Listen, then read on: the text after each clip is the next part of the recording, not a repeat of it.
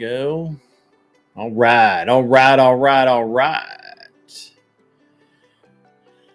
We're going to be debating over on Admiral Gibbs. Well, I'm not going to be debating. I'm going to be hanging out with Admiral Gibbs tonight. We will be doing a very special debate over at Gibbsy's. I'm assuming we're getting ready to fire this thing up. We got about 8 minutes before this thing kicks off, and in the meantime, I got some tunes. We've got some good stuff going on. We got some nice people in the chat. The debate is over. As I understand it, it's going to be over, I believe, Trump it's going to be about Trump. And it's going to be average debate enjoyer. And I forget who he's facing off against, but it's going to be a great debate. It's going to be a good time. So I'm going to turn the tunes back up while I get set up. I'm not jumped in yet. Got to do the Discord bit. You guys can just chill out. Let's do some tunes, and I'll talk for a while. All right. That's cool. So that's what's up.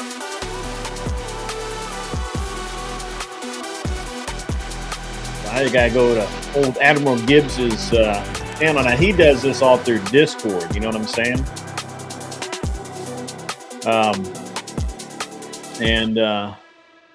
That's what's up. All right, so let's throw some music on here. There we go. Kind of tone it down a little bit. All right, so I'm in the waiting room now. Mute myself over there so nobody can hear me talking. So we've got a lot of stuff going on tonight. There's a lot of stuff going on out there on the internet tonight. And I think this is going to be a good debate. I think Tyler brings the heat. He brings the notations. He's been working on his attitude. He's been working on pushing the envelope and making things difficult for his opponent. So we'll see how this goes. Now, I'm going to probably mute down a lot during this debate and talk to you guys about and give you my impressions of the debate as it goes along. I can't get too far into it because somebody might be feeding information back to the contestants. We don't want that. Or they could just be watching at the same time. They'd be lurking over here listening to me talk about it. But I'm one of two judges. The other judge is Lethe, the Water Kai. And he'll be all right. I think he'll be a pretty solid judge, even though he's just a raging liberal, like ridiculous.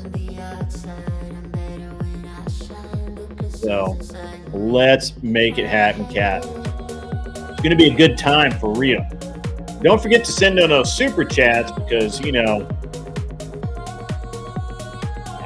just help. In the meantime, if you guys have any comments, questions, or whatever while you're lurking there in the chat, throw them out. I'll answer them. It's a free for all until they pull us into the debate room.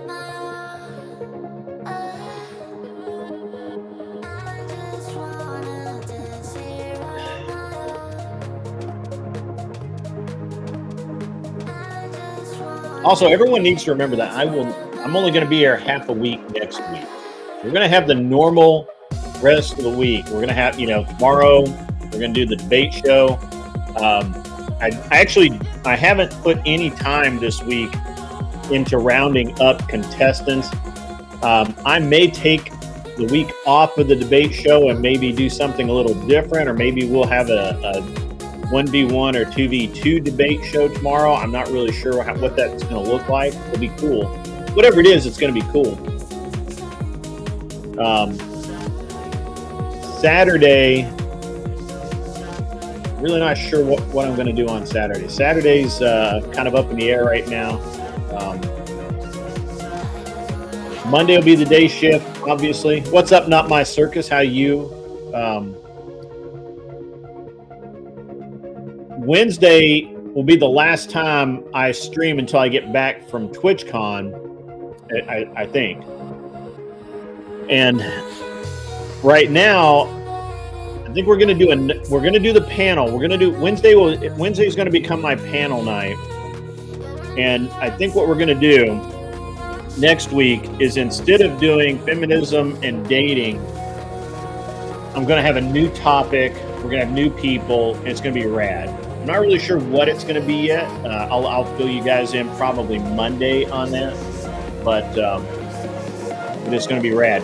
In the meantime, between now and then, I'm going to randomly be going live on Twitch for about an hour a day so that I can get my numbers up so I make affiliate before I go to TwitchCon. I really, apparently I really need that badge, or affiliate badge. I think, that's important stuff to have.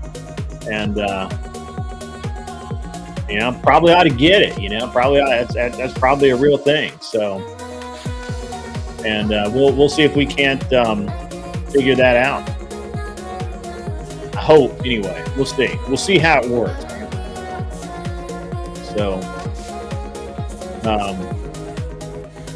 man, the chat's really quiet tonight. You guys are kind of out there.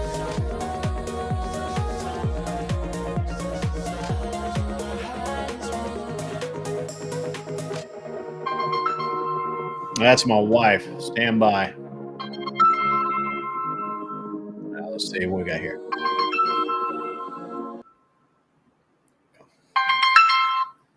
Hello?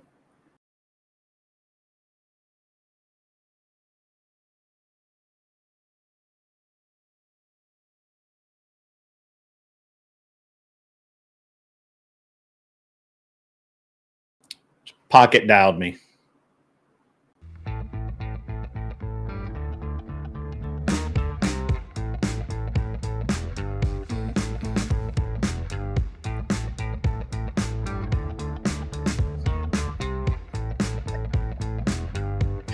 What's up, Flow State? How you doing, man?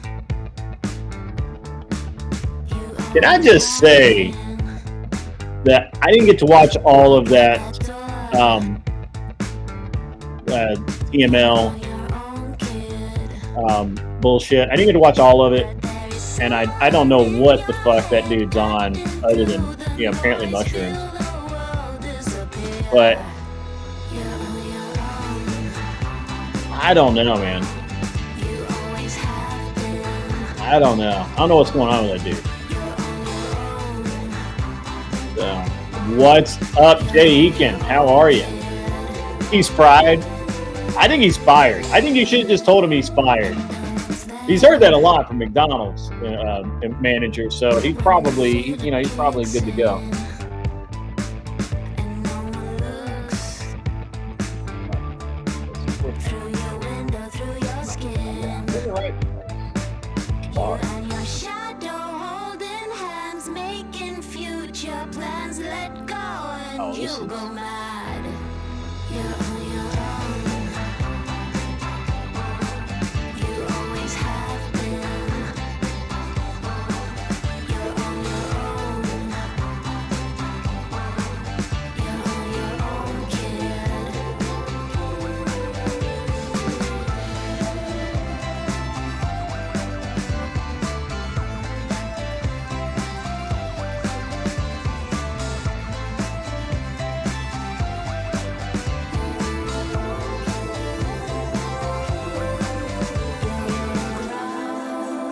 All right, so we're up. We've got. This is a Discord debate. It's going to be right now. We don't have everybody in here yet.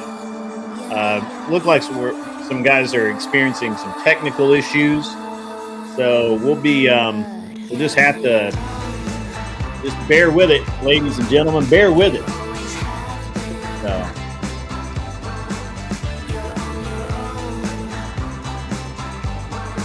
Nobody gave me any X, man. I'm just like, I got this is my licensed music, so I can, I've only got I only have so much.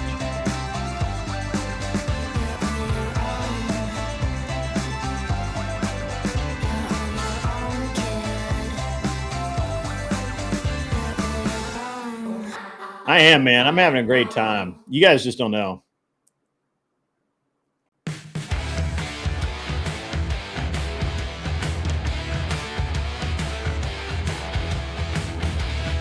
I mean, it looks like we're having some technical issues over here in the wonderful world of Discord debate land.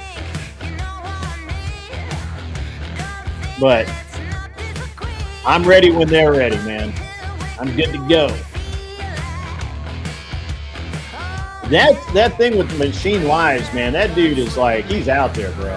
The fact that he's watching my show and critiquing me is fucking hilarious. That guy can't even get his background to work. He apparently doesn't understand lighting. He doesn't understand audio. He doesn't understand jack shit. If you've got production that bad and you're critiquing other streamers, like brother, I can't help you, man. You're fucking out there, bro. Like, you're out there.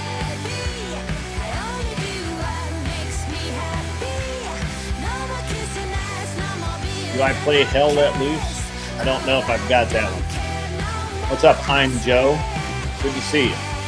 Not familiar with you, but good to see you.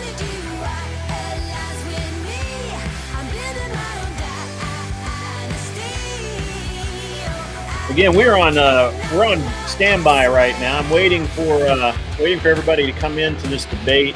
I am not hosting this debate. I am judging this debate. This is not my debate. I am literally like, I'm just here to be cool.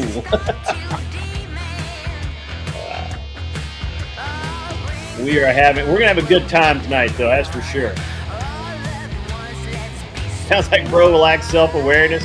I mean, you go watch his fucking stream. That motherfucker doesn't. I mean, that, like, how you call yourself a streamer with, and he's been around a while. Like, he was around before me. Like, what the fuck?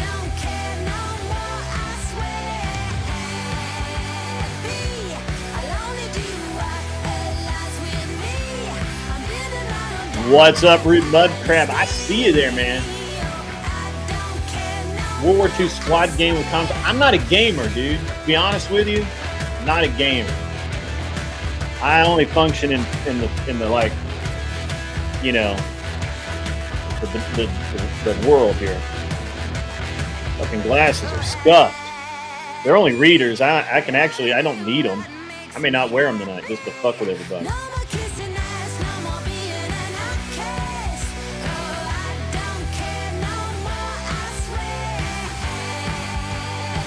Strange to see Grace Thorpe live on YouTube again. Did she leave YouTube? I gotta be honest with you, I don't pay any damn attention to Grace Thorpe. I tried to be cool with the Thorpes. I tried to help them out to some degree, like a lot of people. I think that they burned every single bridge they possibly could, and at the end of the day, they kind of fuck themselves, right?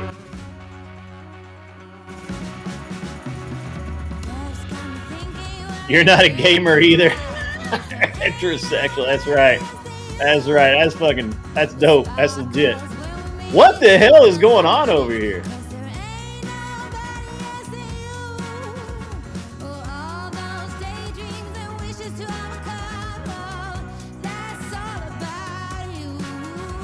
All right.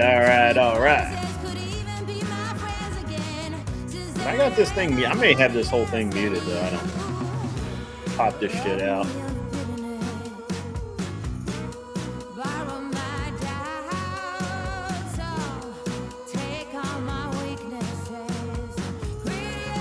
Well, I mean, they've been on Kick for a while.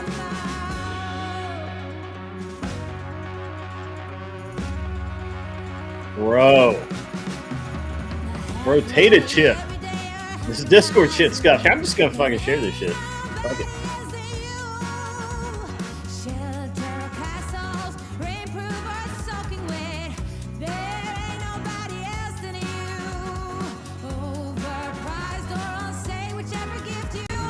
This is what I'm looking at right now. That's what I'm looking at right now, motherfuckers.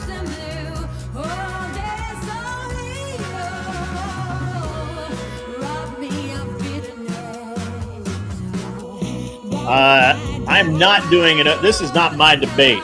I'm judging a debate. Let me go ahead and turn my fucking camera on. Boom! There I am.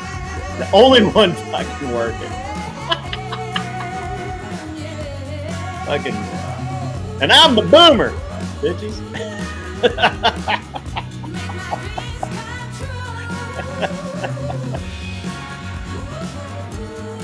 I don't know what is up over here. But no, Brad, I'm sorry, buddy. No, I'm not doing a call in or anything. I don't normally stream Thursday nights. Normally, I'm inside hanging out with my wife and kids, or I'm participating in a debate myself. Tonight, I'm judging a debate between these guys.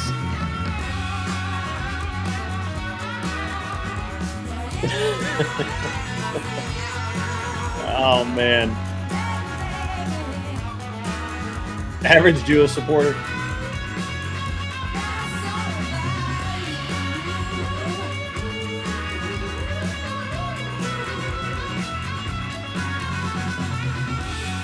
I'm gonna run through a bunch of fucking tunes by the time these guys get out here.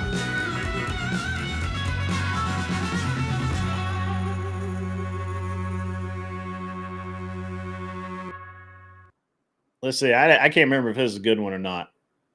Yeah, that's pretty good.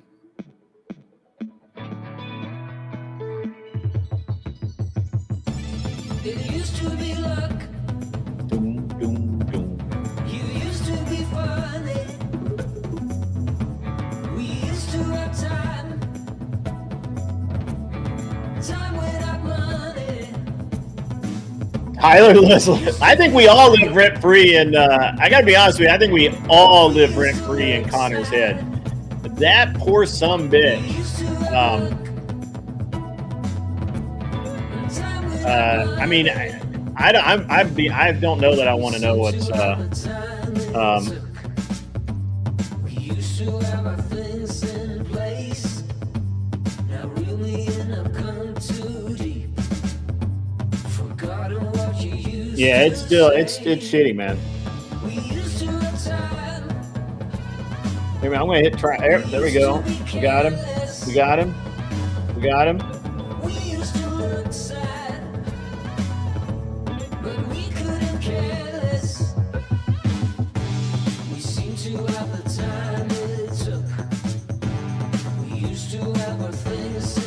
Casey the Car Guy. I have heard of Casey the Car Guy.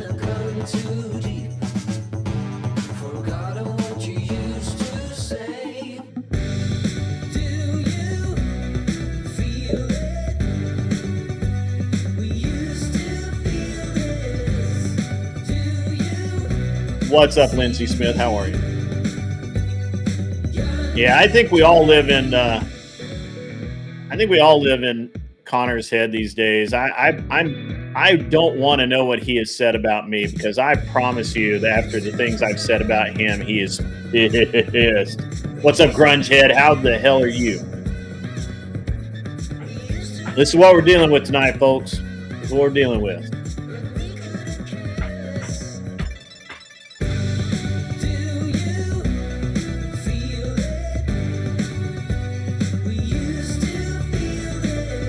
We're just going to sit here and vibe to music, I guess. I don't know. I want a debate.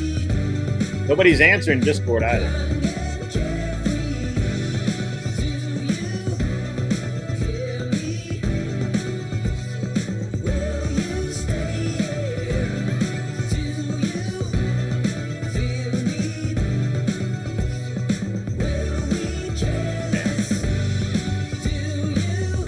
I mean, Connor's a fake everything. I don't know.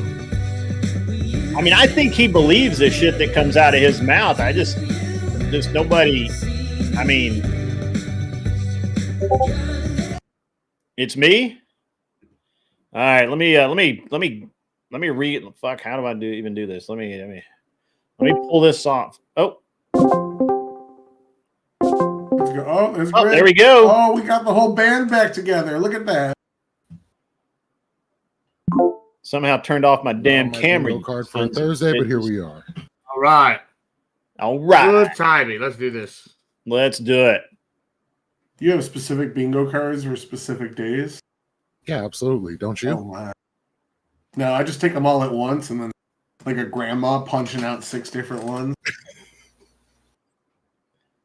All right, boys, here we go. Let's do this. All right, welcome everybody to another DCS matchup. We got our most debater, I guess, master debater, the guy that debates the most. I don't know what he is. Tyler here. He's coming on for, I don't even know what his record is at this point off the top of my head. I'll have to pull up his stats at some point during this, but he's going for another one against Castle, a new guy. You haven't done a DCS here, have you, today? No, yeah, never. Good. So exciting. We're getting more people in. Tyler's basically our I don't know, what do they call it? Jobber for all the new people. If you can beat Tyler, you're good. If you're not, yeah, we're gonna see where you stand right off the bat.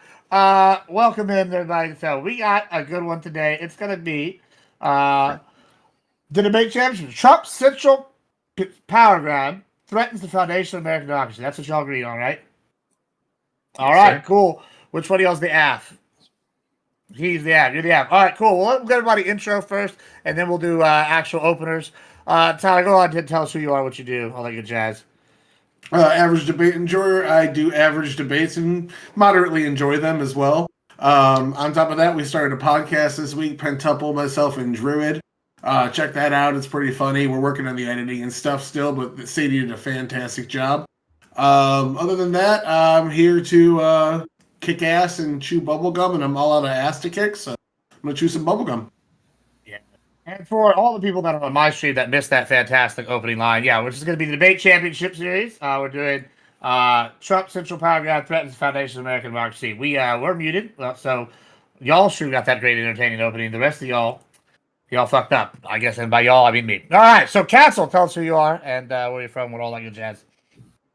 Cool, yeah. Thanks, Gibbs. So I'm from New York. You can find me at CastleGuard YT on Twitter, or just CastleGuard on Twitch.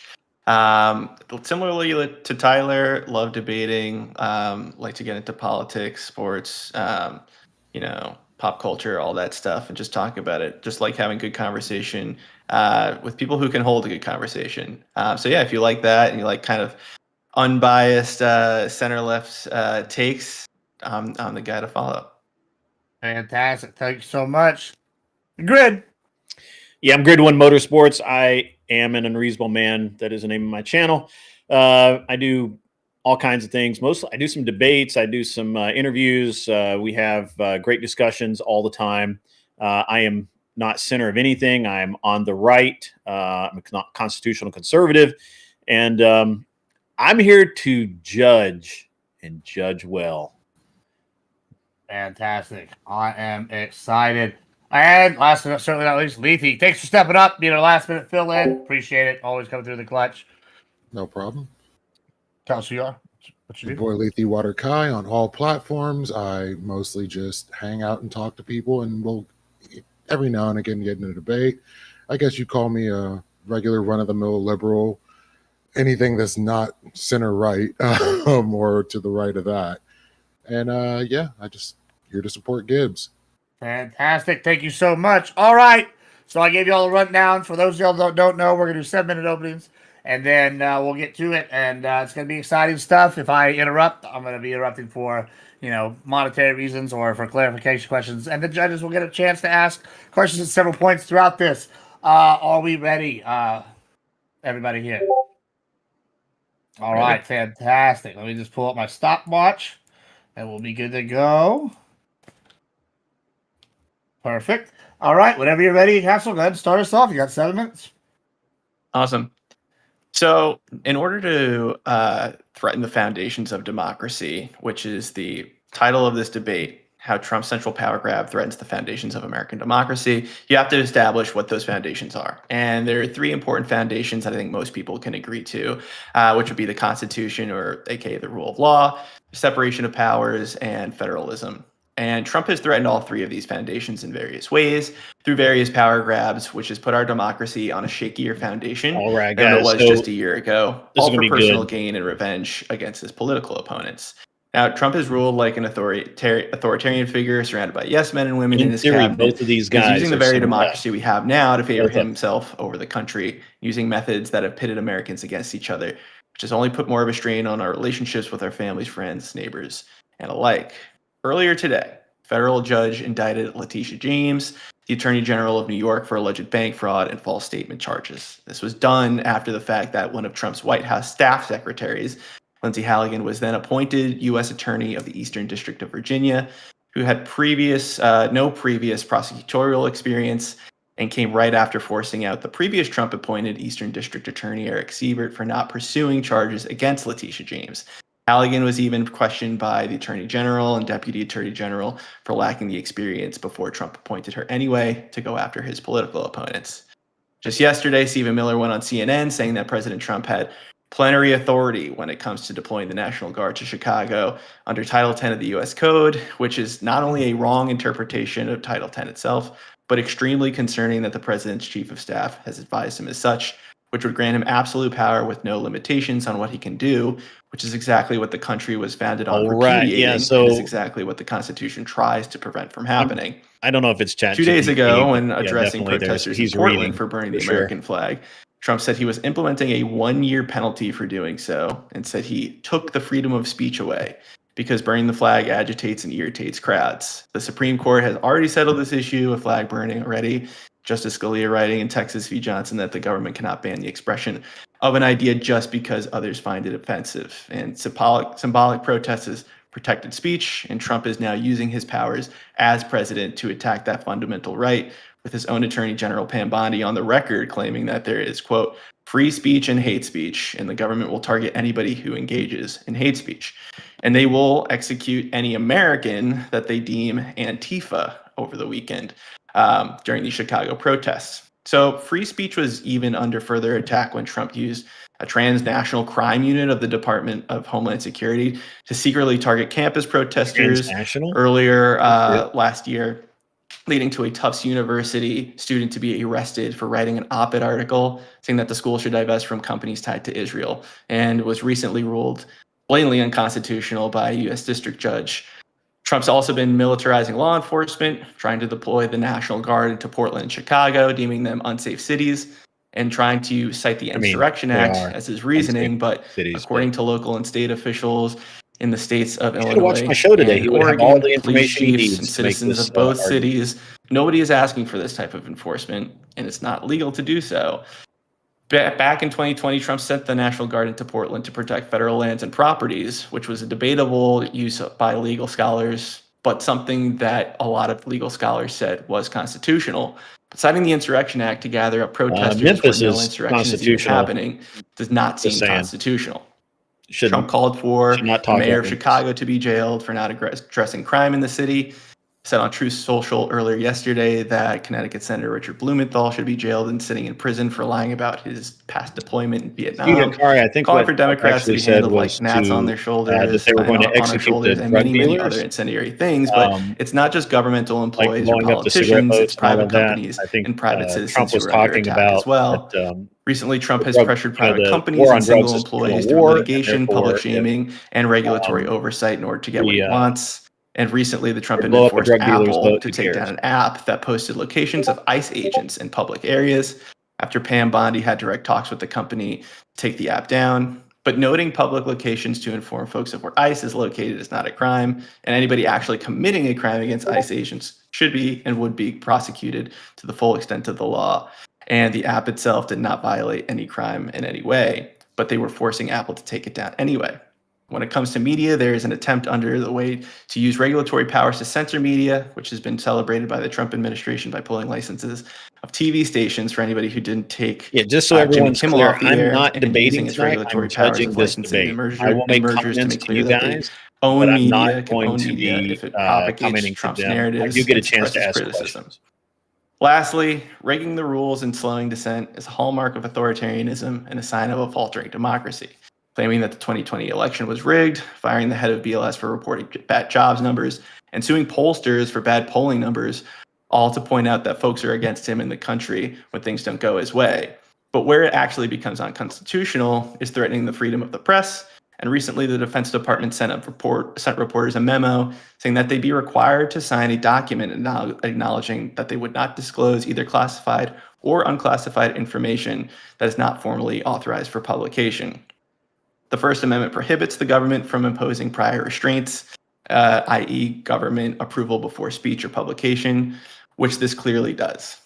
So overall, democracies don't die overnight, and right now our democracy isn't dead, but it's hard to deny that it is under threat debate due to like the actions this, of the Trump you administration. enumerate the points, My opponent will say things like what Trump is doing is and you legal. call it If they a aren't day. legal, then the courts would overturn Nobody's them. going to remember But Trump, any of the as we points all of this. know, owns the Supreme Court with a majority of conservatives that he just kind of appointed a and waste of time supports. right now. And recently ruled in 2024 in Trump v. the United States that when he was president, he had absolute immunity for official acts of the presidency. And while he looks to replace all judges he can with loyalists, there's no reason to believe that the courts won't become more amenable to Trump and people Trump supports in the future. Trump's DOJ is not shy about who they're going after and why. Trump even publicly saying that he's denying funding to blue states and canceling federal grants for green energy projects because, quote, they voted for the other party. He's threatening free speech and press a foundation that has been tested by this administration. Absolutely. This is a the really, separations really of power has bad been tested opening under statement. this administration by This controlling is an government example of spending how not to and do power an of the opening purse by withholding funding, It just really and by is. firing Okay? district So judges. in the future, Definitely. And has federalism been tested by Trump deploying the Definitely don't do National this. Guard into U.S. cities to go after protesters, advocating for what they believe is right, or threatening state university funding and their students based on their political views? And time. All right, good, nice. Right at, I got a little bit over, like about 3 seconds over, so I'll give Tyler 3 seconds grace. All right, and yes, Sam, we are doing ranked debates. So judges try to be impartial, pick whoever did the best case. Yeah, that's what we do here. It said chat, same thing to y'all. We're gonna pick who won the debate on points, however that may be. Go ahead, Tyler. Go ahead. All right. This prompt is Trump's central power grab threatens the foundations of American democracy, and this is just more political, partisan, fad faith tactics as usual. The same thing we've been saying against Trump since day one. He's a fascist, going to take over the country, and anyone that does the same exact things as him is actually justified in doing so. We saw this just play out recently with gerrymandering. Democrats gerrymandering. Absolutely, they're standing up to fascism, even though California was significantly more gerrymandered than Texas in the first place. So, first, my argument. I wonder if I should get like really automated claims that we hear, but most of them you mentioned. We're talking about Trump ignoring the Tyler's courts, obviously Trump attacking the cartel, Trump like attacking Iran, Trump deporting people, stripping student visas.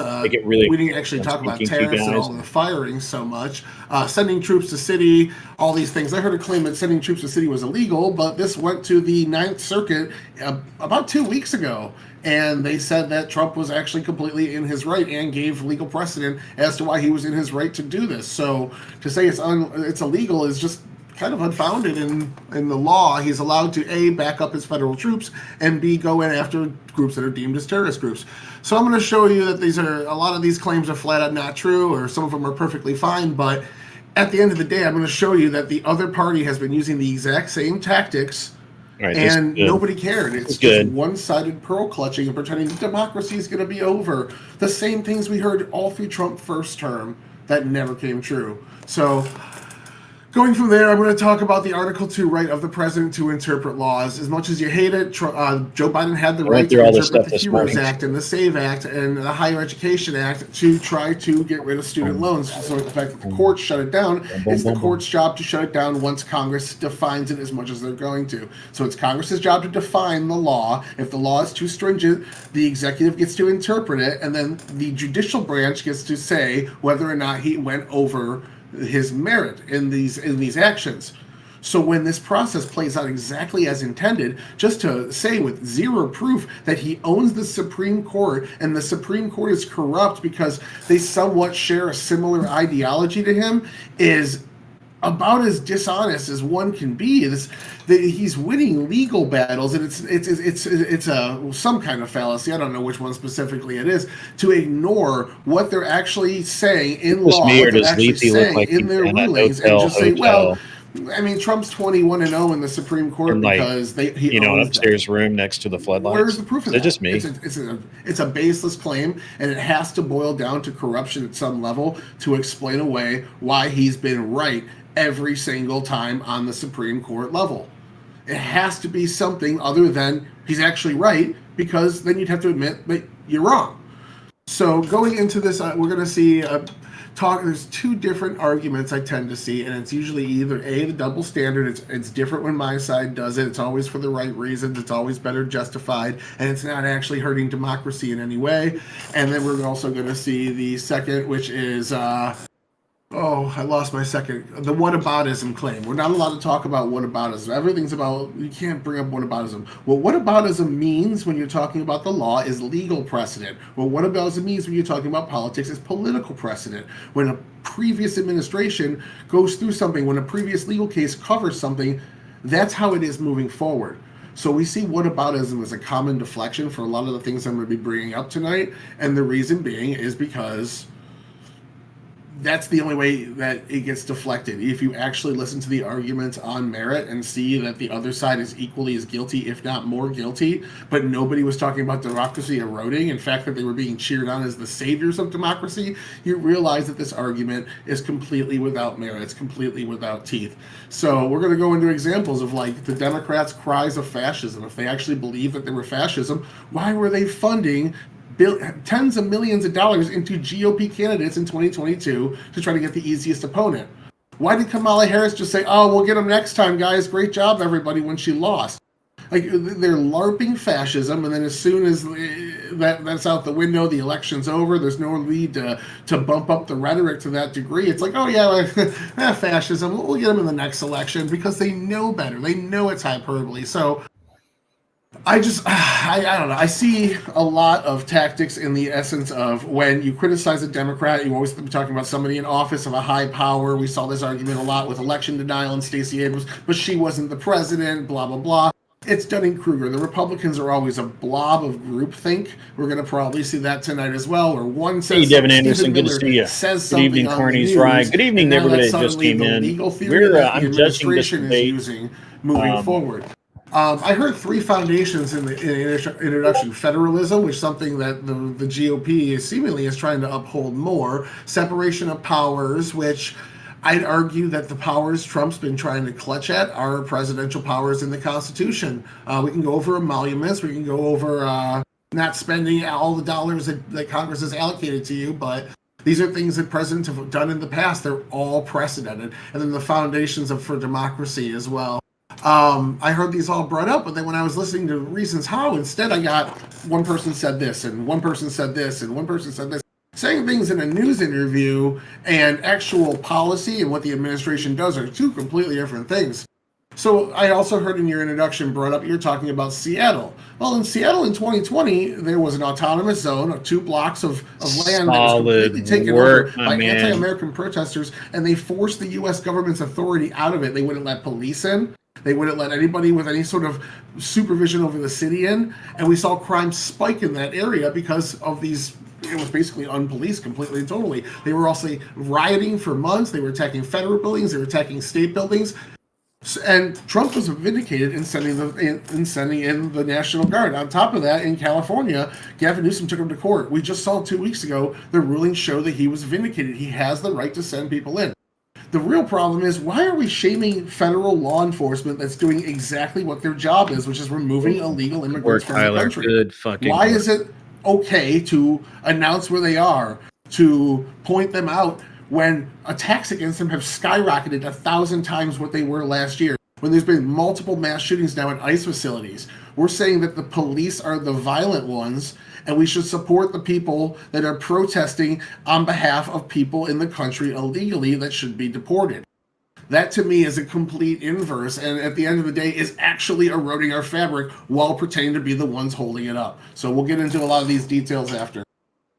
All right, perfect. Thank you so much. All right, y'all got about 7 minutes more now, and then we're going to go to the judges for some questions. So, all right, go ahead and fight. Oh, 1 point of order, a little trivia. We looked up his record in the interim, 4-4. So we'll see if Tyler's on the good end of the gatekeeping or bad end of the gatekeeping today. No pressure. No pressure. All right, fight.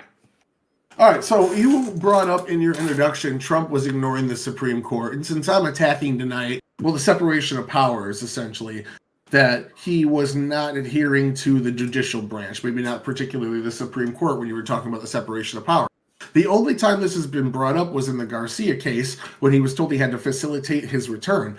He was returned to the United States. He's been through now about 12 steps of judicial proceedings, so he got his due process, and he's going to be deported probably to Uganda, if not a country, Eswatini. I don't know how to say that. But he's going to one of those two countries now because he got his due process.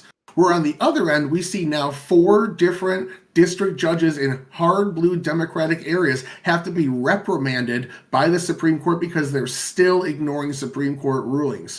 The last time this happened was during civil rights, and they sent in U.S. Marshals to arrest them because they were upholding Supreme Court-backed rulings against discrimination. Do you just think that the SCOTUS being ignored by district courts is a big deal? And if Tyler so, going for the jugular. why is that not eroding democracy when Trump is Going survived for by the the Supreme Court ruling jugular. every time? So I don't think I mentioned anything about Trump ignoring the Supreme Court rulings in my opening statement. I can definitely see people talk about that. And I think before I address your point, I was very careful with a lot of what I wrote here because people do use hyperbole when describing Trump and the Trump presidency or calling him a fascist or a dictator. I definitely That's didn't right, want to baby. use those He's words gonna- purposefully because I know be the way that down they there. carry. Yeah, And I'm not calling yeah. Trump a fascist either here. Authoritarian is different, but I also think it's justified in this case. So just to clear that up. But in terms of the courts themselves, I didn't say that he was trying to ignore Supreme Court orders in this case of Abreu Garcia.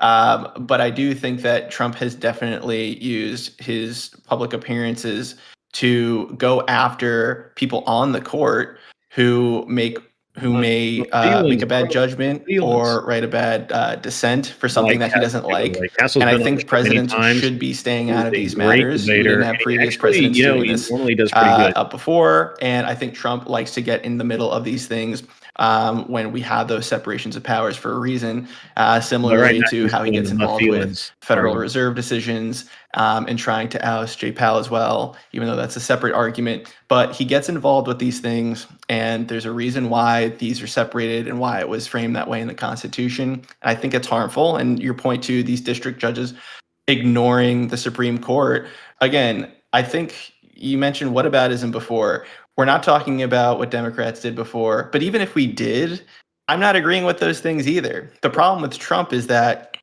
what he's doing in this term specifically, the first term, I'm not even talking about the first term, but this term specifically, is that he is ramping up what he's able to do more than any other time during his first term. We've already seen it within the first few months, and now it's going to be a year in January. So we're going to approach a year, and he has done more to try to dismantle democracy than at any point in his first term. Catch him raised down and I think in that's the real Africa. problem. It's the amount of ramping up that he's doing that has brought a lot of attention in the press and why a lot of people are concerned. Okay, well, you brought up 3 pillars, and I'm trying to attack those 3 pillars. So when I brought up separation of powers, I did correct it. So you said you didn't disagree with SCOTUS. But the separation of powers is showing he's been agreeing with the court's rulings when those rulings finally are ultimately completely concluded. If a district court makes a ruling, that gets appealed, he continues to do action until it's pushed up to the highest courts and finished, or an appeals court finishes with it. So he has been actually abiding by the judiciary. So I'm just wondering where the separation of powers comes from, and it seems that's like problem. I think that, and I was talking about federalism in my opening. I don't the only know. Maybe he does. Maybe federalism was that he's setting the National Guard in. But we have the Ninth Circuit just last week or 2 weeks ago saying Trump was in the right to do that, and previous examples of us doing it during civil rights as well, which I'm sure everybody here would agree that that's perfectly fine to do. If somebody's ignoring civil rights and using the state to discriminate against people that aren't white, we should see the federal government go in and correct that. Well, in this instance, we saw the same thing. We saw people being attacked. We saw attacks against ICE skyrocketing. He was allowed to send troops in to guard them. to protect ICE and federal buildings. Smoking Spaceman It up was- top. So- We have I just Tyler, don't see the the average separation of debate powers. enjoyer. Down bottom, we've got let's address the Castle, separation of powers first. who's been being on the show tested under before. this Both of these administration. guys have been I on my mentioned show. two things. Both of them do By well. controlling government debating. spending and the power of the purse, by withholding funding, and also by firing district judges. I think we can agree that he fired the Eastern District Judge in Virginia because he wasn't going after Letitia James and James Comey, right? That's why he appointed Lindsey Halligan to that position. I don't think is that debatable? No, but you're talking about the separation of powers. When you have these district judges, those are put in by the administration. Those aren't people that work for the DOJ. But why was she fired? If he Or has why the- was he fired? Well, I mean, it doesn't. We're talking about separation of powers. You're talking about somebody within his own branch of power as your example. So even if they were fired for the most heinous of reasons, that's somebody he has the direct authority to fire. That's not a We got about lifetime 2 minutes judicial- to go to the judges, everybody. All right, The- go ahead. The point of the judge. Well, so we have to say. So now we're saying that the president can fire judges that he disagrees with solely because they're not going after their political opponents. I think that's definitely a Only- threat to democracy. Only if they're in the executive branch. So all immigration judges, for instance, all immigration courts are not Article 3, they're Article 2. They're under the executive branch. They're employees of the DOJ. So if they say, hey, employee of the DOJ, go after this person, and they say no, they're allowed to fire that person. Absolutely, yes. But the DOJ is in control. It's supposed to be separate from the president. The DOJ has its own authority than the president does. So I don't know how that's even being considered as something normal. The president should be staying out of DOJ. I mean, under Biden, that was an issue. People saying that he covered for Hunter Biden, right? Like, you can't have a DOJ that is in cahoots with the president himself. Otherwise, you're just going to go after political opponents all the time instead of people that are actually committing crimes. Yeah, absolutely. There is a link there. You get to elect the head of it. You're talking about a norm in Washington, but it's not something that's actually written down anywhere. You are allowed to coordinate with your DOJ. You're allowed to ask them questions. You're allowed to say that investigations that you want to see done. You're just not allowed to. I mean, it's taboo for you to directly command them to go do a certain investigation. But we had during the Obama administration or the Biden administration, we had Biden not only saying that he wanted Merrick Garland to go after Trump faster to one of his aides, but we also have him. You said earlier that you don't see any Democrats commenting on the decisions of courts they don't like. Joe Biden was all over the place commenting about how Roe v. Wade was a mistake, how the SCOTUS is right-leaning and corrupt, and he was actually pushing a bill to pack the courts so they could overrule the Supreme Court. That, to me, is a big check on the separation of powers. Like, that, to me, tells me that Joe Biden was violating the separation of powers significantly more than Trump, and nobody cared. Nobody thought it was going to tear down the democracy. And we just moved forward. In fact, people voted for Kamala Harris, who also backed that very same court packing bill in her campaign. We were voting to tear down the pillars of democracy. Let's go ahead. Let's go stop. We'll pause you right there. Let's go stop and point for a second. Let's go to the judges. Who would like to ask some questions first? Lethe, what you got? You got any questions?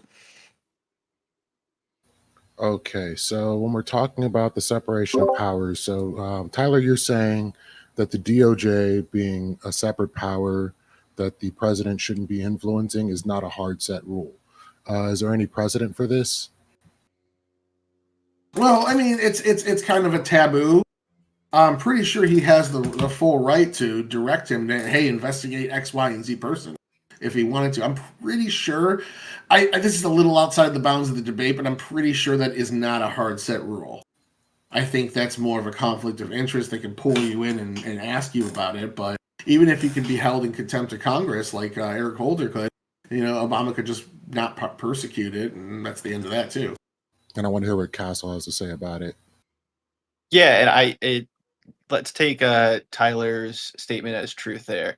I think that's kind of getting to a theme here where even if he did have the ability, we're pushing the boundaries into uncharted territories or unprecedented territories in some of these instances where that shouldn't be the case. We shouldn't be accepting that as something that's okay to do, even if he does have the legal authority, even if that is considered legal. I did just think that brings us into really bad territory. And like I said, if you have the president as in power and he's firing people left and right who don't agree with him, then what's to say that he's just not going to replace whoever in the DOJ with somebody who will go after someone until he hires the right person? And I don't think that's helping Americans. I think that's bad for democracy, but it's not going after actual bad people. Well, that's literally his job, though. Like, I just looked it up. There is no actual hard rule. It's just a long-standing norm and internal inside the DOJ, but that's like the job. All of the power of the executive stems from the president. So if the president wants somebody that's going to fulfill his agenda, then he puts them in the cabinet position. If they're not fulfilling his agenda, then he removes them from the cabinet position and puts somebody else in. That's literally their role, is to serve the privilege of the president and do what he wants. When they start going rogue and doing what they want, that's when you get rid of them. So when they take an oath under the Constitution, it's for who? The president or for the people? I'm not 100. I'm pretty sure they take it for both, if I'm not mistaken. But the fact is, like, they're allowed to disagree, but the courts are the ultimate decider. I covered this in my opening. The president's allowed to look at laws and interpret them a specific way. It's Congress's job to make sure they're extremely specific and not allocate power to the president of discretion. If he has that discretionary power, he's allowed to turn around and interpret them how he did. Joe Biden did it multiple times to try to forgive student loans. He tried to rewrite his parole authority, and for the first time in U.S. history, bypassed Congress to make his own visa program to bring in about 700,000 people from Venezuela, Haiti, and Cuba and such. And it got shut down because all of it was illegal, but it was because that's how he interpreted the laws. And that's their complete privilege. And people are going to hate that I'm going to say this, but Trump even had the right to interpret the Electoral Count Act the way he did, even if his intent was a bad one, which was to subvert democracy. He has that legal right to look at the law and say, this is what I think it means. And the courts are there to check him on that. Even John Eastman said, if this goes to the courts, they're going to say Trump's theory to read the Electoral Count Act is false. So at the end of the day, even John Eastman knew the Trump thing would fail because of that. So, Yeah. Oh, sorry. Go ahead. Yeah, go. Is that all you got, Greg? Not Greg. Is that all you got, Leafy? All right, fantastic. Greg, take us away. Yeah, so I just have one, maybe two questions. First, so I actually do know that the Department of Justice is underneath Trump through because they report to the Secretary of I believe it Secretary of not the Defense, but whatever. Not Secretary of State either, but this report there ruled over by one of his appointees. He tells the appointee what he wants done, and then it gets done, or the appointee will fire that person. Judges can be fired just like anybody else. They're not elected officials. They're employees. So I just wanted to kind of put that out there, just to kind of put that issue at rest, because I don't want us to go around the tree about it too much. But one thing that's interesting is that when I have to ask, so Castle, do you think that Trump is wrong to order the National Guard to back up the police and the federal agencies in these various cities? Do you think he's wrong to do that, or you just think it's an abuse of his power? Well, I think both. I think he's wrong to do that because it's an abuse of his power. And I mentioned too, the way he's going into cities like Chicago, for example, where the police chief themselves, Portland, where the police chief and the people are not asking for this. The governor is not asking for this. Why is he doing it? It's really to quell speech and to quell people's political views who are protesting the way that ICE is enforcing the laws in this country. And I think that protesting is an American right. I don't think that's an insurrection by any means. If he had actual reasons, and I mentioned earlier in 2020 when he sent in the National Guard to protect federal lands and federal buildings, or like how Tyler mentioned in Seattle, they were taking over federal lands there too. That's some would say an actual legal constitutional reason, but just throwing the National Guard in there because he doesn't think that crime is being affected by the governor or mayor in the right way, totally illegal, totally unconstitutional to do that without reason. Tyler, yeah, same question. I'm just going to stick with my original answer. I don't think it's been addressed to the point where I want to abandon it. The Ninth Circuit already cleared these actions. We have United States versus Eunice, which is from the 80s, where this exact question was asked and resolved in the courts. We see 1,000-time violent rates against ICE up from last year. We see targeting of the facilities. We see 2 mass shootings at ICE facilities. We see multiple instances of violence every day. They're all over Twitter. And we have several instances of the state government not wanting the National Guard to be invoked during the Civil Rights era where the presidents invoked them, including JFK 2 times, LBJ doing it once, Eisenhower doing it, all to make sure that the federal laws around civil rights were enforced in racist states. So, again, if you change the subject to something else, everybody agrees this is perfectly fine. They just disagree that they don't think Trump has the right to do it. Are you referring Oops, sorry, sorry. go for it. Are you referring to the 1967 incident in Arkansas where they sent in the National Guard to force the state to desegregate? I have multiple instances. I have Okay. 1957 Eisenhower, JFK. I think you're talking about LBJ in specific, right? Yeah, I believe I am. Yeah. Okay, so yeah, I have multiple. Yeah. So, first to you, Tyler, it's the inverse of what's happening right now, right? The state was the problem, and the National Guard was sent in to protect the citizenry. In this case, the the citizenry from their government. In this case, we're protecting the government, the police, and the federal agents there from the citizens. Would you consider that an equal?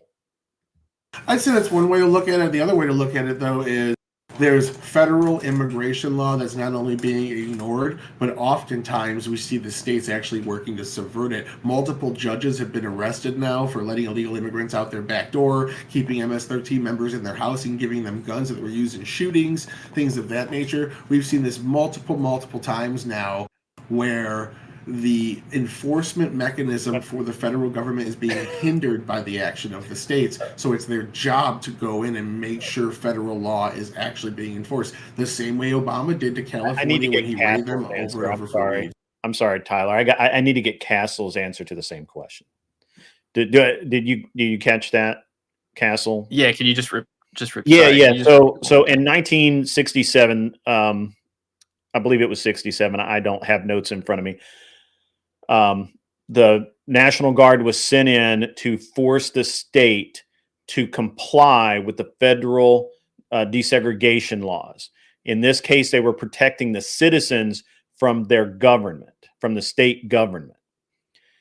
What we have now is the exact opposite, right? Now we're protecting our federal employees, our government, from the citizens. Do you think that that's an equality? Do you think that's completely different? Do you think it was right back in 1967 to do that? Okay, got it. I would say that for me, they are different, right? You're protecting a protected class of people. In this case, I'm not saying, and let me be clear, I said before that people who are attacking ICE agents should be prosecuted, and that's not legal to do. So I'm not saying people have the right to attack federal agents. What I'm saying is that sending in the National Guard, and this has nothing to do with ICE, sending the National Guard into Portland is not illegal based on what Trump is asking the governor and the mayor of cities like Portland and Oregon to do, because he's looking for crime to decrease. That's not why you send the National Guard in. So when I'm talking about ICE, or when Tyler's talking about ICE being attacked, that's fine if you want to go protect your federal agents from being attacked by people, but allowing them to protest is also a legal right. And that's where I'm saying that Trump is cracking down on protests. And that's where I think the difference is between those two examples. Okay, well, you guys can fight that out. I just wanted some answers there just to get some perspective. Yeah. So you guys can argue that out. Perfect. Yeah. Thank you for that segue. All right, y'all are going to have another about 8-10 minutes here to fight, and then we're going to go judge it again. So go ahead. I think we said all we need to on that. I said that it is legal. He said it's not. I think that the police, we both agree that the attacking ICE is bad. He's just saying that sending in the next wave of backup for the federal agents that are being attacked is also bad. Where let me ask a question, just to move things along. All right, so the prompt here y'all talk about is like a threat to democracy, kind of, right? Is that what we're talking about? All right, cool. So, sure. What is like an eventual outcome do you see going forward if things keep going the same way? Like Tyler, I'm assuming you're going to want to say one way, you're going to say different. What do y'all think? Here, go ahead. I'll start with you, Castle. What are your thoughts?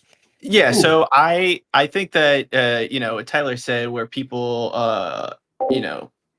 overhype things and say, this is going to be a fascist What's up, Mikey takeover, our Balls? Good to democracy's see dead. you out I'm in the saying that chat. this Good to is see you, taking Mr. time. This isn't Alley going Cat, to as start well. with Trump Good to and end see with Trump. everyone. It may start with Trump, but it's slowly eroding our democracy over time when we have these things that become, commonplace now. So if a Democrat, and this is Hope you coming guys from like somebody my who's saying, question. let's say that the things that Trump is doing was a Democrat in office who's cracking down on certain things a similar way, going after religious organizations or going after people who lean right or MAGA supporters who he doesn't support, taking away their funding for just because they're in red states and things of that nature. Where I'm saying these are things that authoritarians do to affect change in our legal rights over time. So we're going to see democracy slowly wane.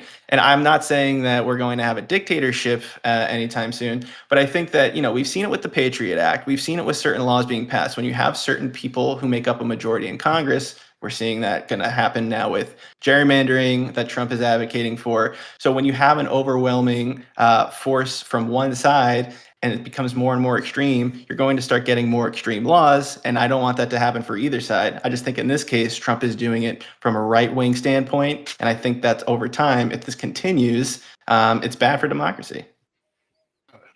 What do you think Okay. going forward?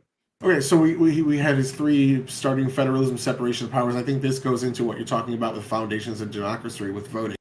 The gerrymandering fight is up to the state level, and again, like Texas is saying that their gerrymandering needs to happen, and they went forward and did it. Which Mr. abides Alley by Cat, state actually, laws. with Biden, we had California them also has the right to actively do it. A tearing bunch of states now, down left and right, are doing it. the I don't know what this the has to do fencing with and the Trump guards that eroding the the pillars of Texans democracy. I put in don't. place. He's not in charge The of this. federal This is agents Well, do you state actually, acknowledge that Trump policy. had called the governor of it's not just Texas that he to? refused to send the troops. Well, He, hold on. Let he me sent people let me down ask there a to question, tear Castle. Then down I'll let you ask that question. Yeah. the Like, fencing so and Castle whatnot addressed this Texans here, have put Tyler, up and I to think this protect is their actually border. something I would like to hear you answer. He said it's not necessarily Trump himself, right, as the major threat. It's that it's what he's going to like kind of go down the line, right? It's like, okay, it's a slow erosion. What is your answer to that concern? Like on your side, why is that not something people should be concerned about as a threat to democracy? I mean, it is a little bit concerning, but at the end of the day, we go in those ebbs and flows, and sometimes everyone's at each other's throats. It's not even close to as bad as when we were in the middle of a fucking civil war. There's definitely been times where we've been more divided down partisan lines, and if you look leading up to the election, the number 5 issue for Democrats and number 3 issue for Republicans was the parties getting along better and working together more. So I really think there's a big foundation of a lot of normies that aren't on the internet that really do want that solid country back. I don't like Trump's rhetoric, but like his policies, which you see in polling all the time. Everyone, 80% of people want him to shut his mouth, but 50% like his policies. So I think that we are going to just bounce right back. I think that the guardrails are going to hold, and they have been holding. And so far, I don't see it as bad as the separation of powers argument. Trump has abided by every single Supreme Court ruling that's come down since he's taken office. Granted, he's won about arguably all 21, maybe 20, if you don't think he won the Garcia one because he had to bring him back. But he's still got some significant wins in that ruling. And the fact that he's abiding by the separation of powers, how federalism is just now a dispute between me and him as to if he should let troops in there because we've agreed that the Ninth Circuit Court said it was legal. I don't see gerrymandering as a strong argument to say that Trump is eroding this. If it's a bunch of people over time, maybe you got a point there. I hadn't really researched to negate that, but it doesn't really fit the prompt of Trump's central power grab threatens the foundations of America's democracy. Because it's not a central power grab; it's literally state level policy. So if I can respond. Go ahead. Yeah, go ahead. Castle, Yeah, also, I'd like you to maybe explain this to you, because you mentioned gradual, and I think Tyler just hit this home with it being the central power grab being the source of the prompt. How is this, if it's only going to be gradual, how is it a central power grab then? So I think the gerrymandering point I was going to make kind of flows into this. So Tyler mentioned it being state, not central. But if you have the president asking state authorities to make rule changes mid-decade, which don't happen, I think it happened maybe one time before in Texas, but you're having other states look at this, Missouri, Indiana. And the only reason Democrats are looking at gerrymandering back in California is to offset that. So it wouldn't be Democrats saying, hey, let's gerrymander for the fun of it. It's to only combat the force on the other side, because Trump knows that the midterms may not be in his favor and needs as many House seats as possible to keep a majority there. So I think when we talk about central power, it's also the influence of Trump at the federal level for state actors, state governors, local city officials as well, to make sure that they are listening to him and doing what he says. Otherwise, he's not going to have their back, and it could affect them in the future for their political future. So I think people noticed that in his first term. People noticed that if he disagreed with you, you were on the chopping block, and nobody wants to lose their job in Congress. And he obviously understands the power that he holds and his popularity within the conservative base. So I think it goes hand in hand, state power and central power. He's using the force of the presidency to kind of push the envelope. Let's see, like a unitary presidential theory would say he'd be seizing that power for himself. But what we're arguing is he's calling state level leaders and saying, change your elections so we get more power in the congressional house. That would be the opposite of unitary theory. That would just be politics as normal. That's completely fine in my mind if you want to try to win more political power off your success in your election. But like as you said, changing the rules midway to do something that would benefit your party is kind of bad. Well, Joe Biden tried to pass two major bills on the federal level, the Freedom of Vote Act and the John Lewis Voting Rights Advancement Act, both of those in the middle of congressional cycles after an election had happened. He wanted to change the rules after he won in ways that would benefit the Democrats. So you're saying Trump... how would the John Lewis direct the Voting Attorney Rights Act General to fire the judges people that less do not enact it or stick to his policy. ruin the foundation of And democracy? that's where we're at. I don't think it would. I think it would allow more fraud, which would definitely... I mean, it's just changing the... You were talking about changing the rules midway through. How would gerrymandering undermine democracy? It's been part of democracy since day one. So, like, you're adding because it disenfranchises folks. I mean, in California, it disenfranchises folks. In blue states, it does as well. So we know that gerrymandering is bad. So even furthering that in Texas, which is already a gerrymandered state, it becomes obvious that they don't care about the people's voices there. They just care about holding power for one party rule in that state. And I think in the same in other states like Indiana and Missouri, where there's only one or two Democratic seats, and you're only left with 1 or 0, I think it's pretty obvious that you're saying that it's up to the states. That's not a central power. I mean, let's be real here. Trump will use that to grant himself more powers in the executive if he has the legislative branch behind him. It can pass whatever laws he wants at that point. Okay. Why wouldn't they pass them? I get what you're saying, but again, that wouldn't be unitary theory. That wouldn't be Trump doing a central power grab. That would be the Republicans campaigning to give their party more power in the current system that we have. That would be different than tearing down the government norms to give Trump power. And again, we're talking about... Wait. But how would passing a law that says Trump has more power than he does now not help the executive branch? I mean, you could hypothetically do that, but that would be a different step. That would be an indirect step. The way that they're doing it right now is they're trying to get another branch of government more power, which was not Trump. Nobody's really paying any attention. And we're talking about Trump's central power grab threatening the foundations of American democracy. If gerrymandering has been there since day one, has always existed in states and been disenfranchising people the entire time, I don't understand how Trump calling a state senator and saying gerrymander as bad as the other side is threatening democracy any more than it's already ever been threatened, since gerrymandering's been a part of it since day one. I just don't see that. Let me ask this time. I would like you to answer this. Then we're going to go to the judges. That's the answer. I'll maybe give Castle a chance to answer this, right, as well. All right. So I think that I have a question though. So you just mentioned that scenario right there, President Trump calling a senator, right? You would agree that there's a legislative branch, a judicial branch, an executive branch, right? Yeah. Yes.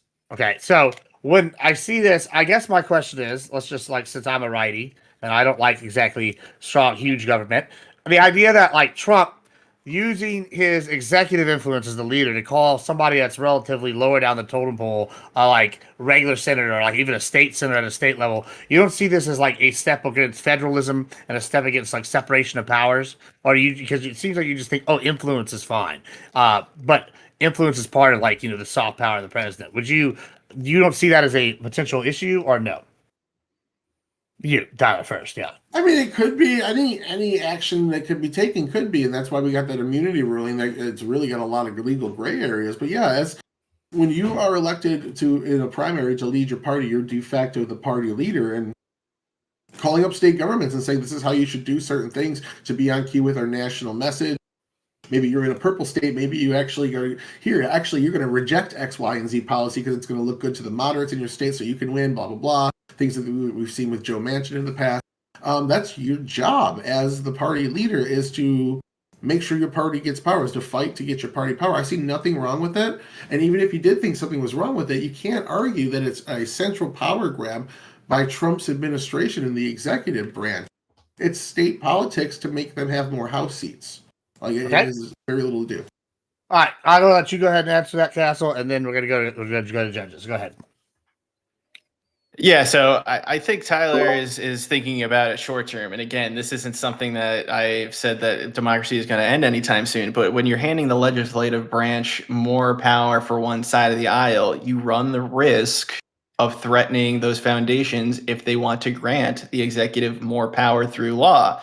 And Congress has the ability to do that if one side were to be able to generate more House seats and we know the states that are growing, right? It's not any fault of the state of Texas that more people are wanting to live there, but a lot of liberals are looking to move into Texas as well as conservatives. And we're seeing the people who are represented in those states are only leaning to one side. And I think that's dangerous long term. I'm not expecting Congress to, hand over their power from the legislative branch to Trump right now, but it doesn't have to be Trump. It can be somebody who Trump wants to be the next president. Could be JD Vance. JD Vance gets elected, whoever's after him. So I think this leads us down to a bad road, and that's where I'm trying to get at with the whole gerrymandering pieces. I don't want to see either side use that to their advantage, and it's definitely been used more. Like you're saying, he's calling up a senator to help his party out. Well, we know that mid-districting or mid-decade redistricting is not a thing. And it's not normal. So if this happened after the decade and you're like, well, you could say that Trump, what he's doing is just what happens with every census every 10 years. The fact that he's getting involved in the middle of the decade is not something any president has ever done. Obviously, Texas as a state has done it, but getting involved directly is something that a president hasn't done before. And it's definitely being used more as a political tool than we've seen in the past, where states may have decided this on their own without political influence. All right, let's go to the judges' grid. I think you should start us off this time. What you got? All right. So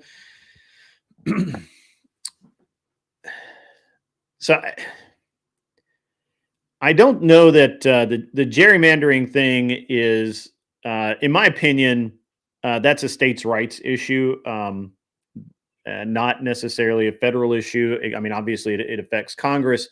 But just like California was able to gerrymander their districts and to the point where it's impossible for a Republican to even run in a primary there, are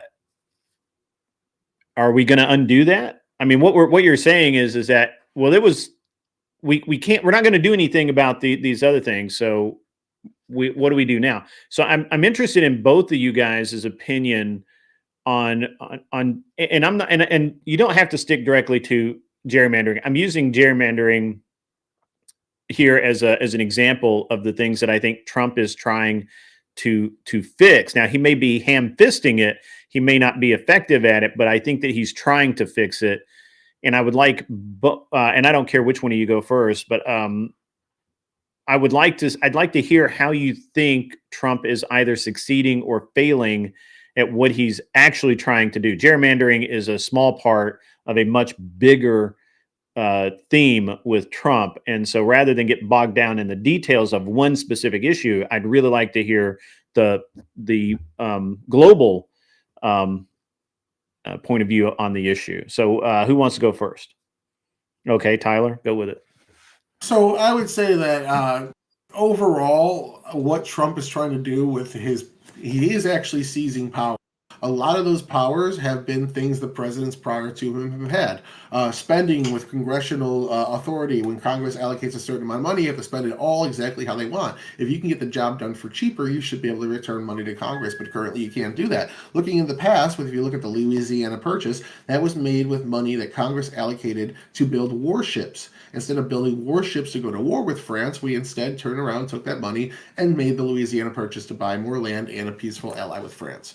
So there are times where these things have been part of the president's power. And I want to say it went away under post-Nixon. We saw them go away. It's only been relatively short that these norms have been put in place. And I would say Trump is trying to grasp some of the constitutional norms. Same things with deportations. We're finding out that, almost all these cases that he's winning for deportations, these are how the laws were intended to be used. This is how the INA was intended to be used, the AEA was intended to be used, and things of that nature. So if we're seeing that, if we're actually going back in the conversations, and we're also seeing something similar with birthright citizenship, the claim that they filed with birthright citizenship goes into the debates that Congress had prior to implementing the 14th Amendment, showing that it was not supposed to be for people that were in the country illegally or that had permanent residence in a different nation and just came here for X, Y, or Z reason. And we're seeing Trump go in and argue different interpretations the same way Biden did, the same way every president has the luxury to. Okay, so just so I have it clear, you're saying that Trump's not actually seizing power or expanding the power of his office.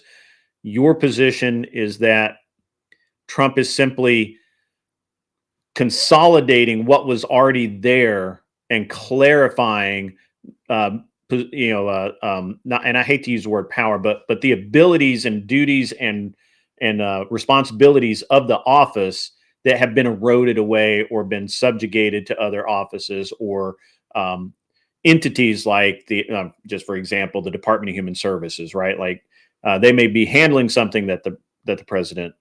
Well, this is more because that would still be underneath the president. I'm talking more what judicial precedent has ruled away. Okay. All right, like what other branches have right. taken away. From I just wanted the clarification. Okay, Castle, go ahead.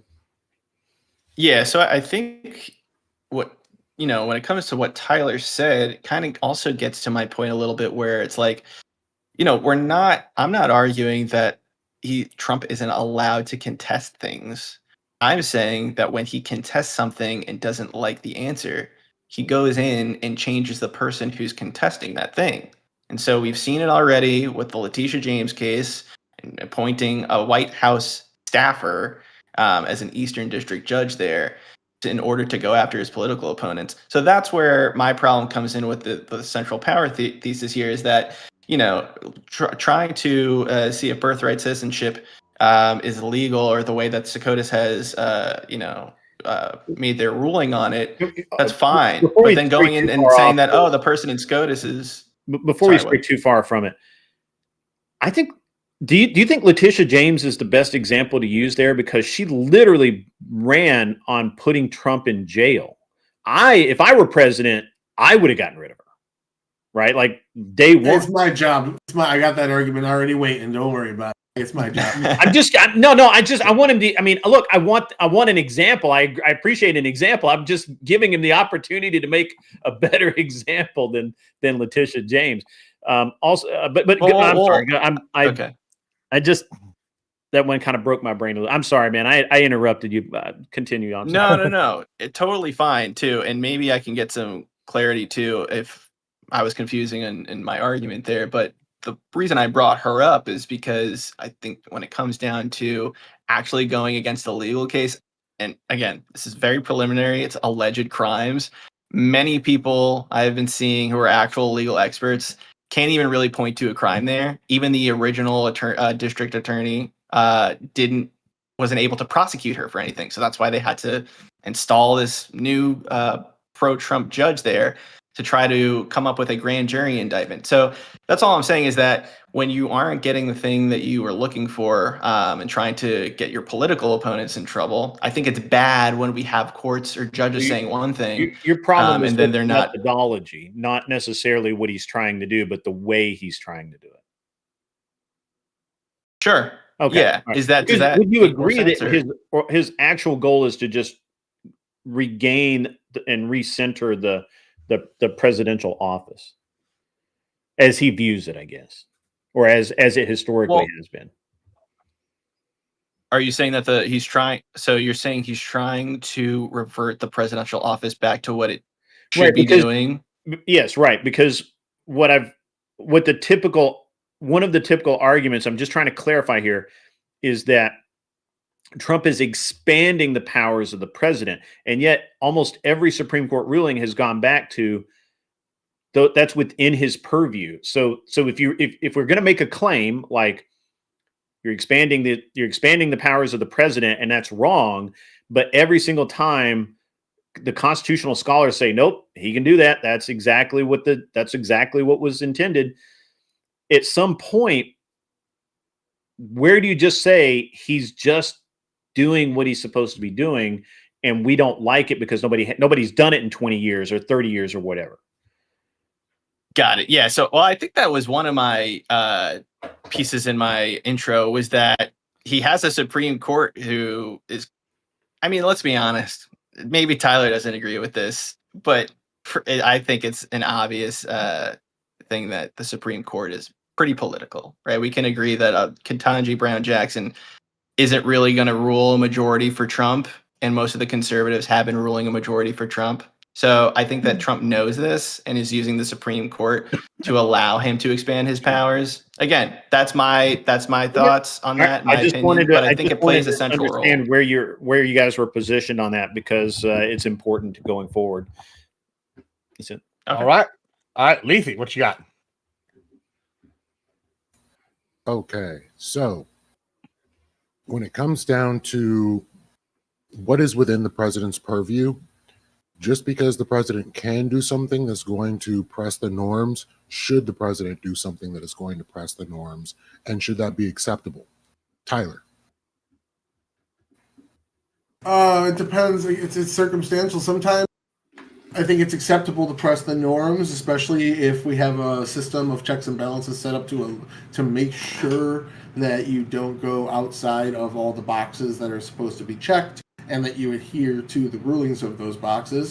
Other times, I don't think so. It really has to go case by case, because I could think of 100 instances that I'd say yes to, and 100 I'd say no to, just off the top of my head, where pushing a norm might be a little out of whack. But luckily, we do have a lot of systems in our country, like voting, judicial review, different laws and structures and regulations to ensure that those really crazy norms don't always go through without significant impediment. But I'd say generally it's an okay thing to do, as long as we're talking within moral goods.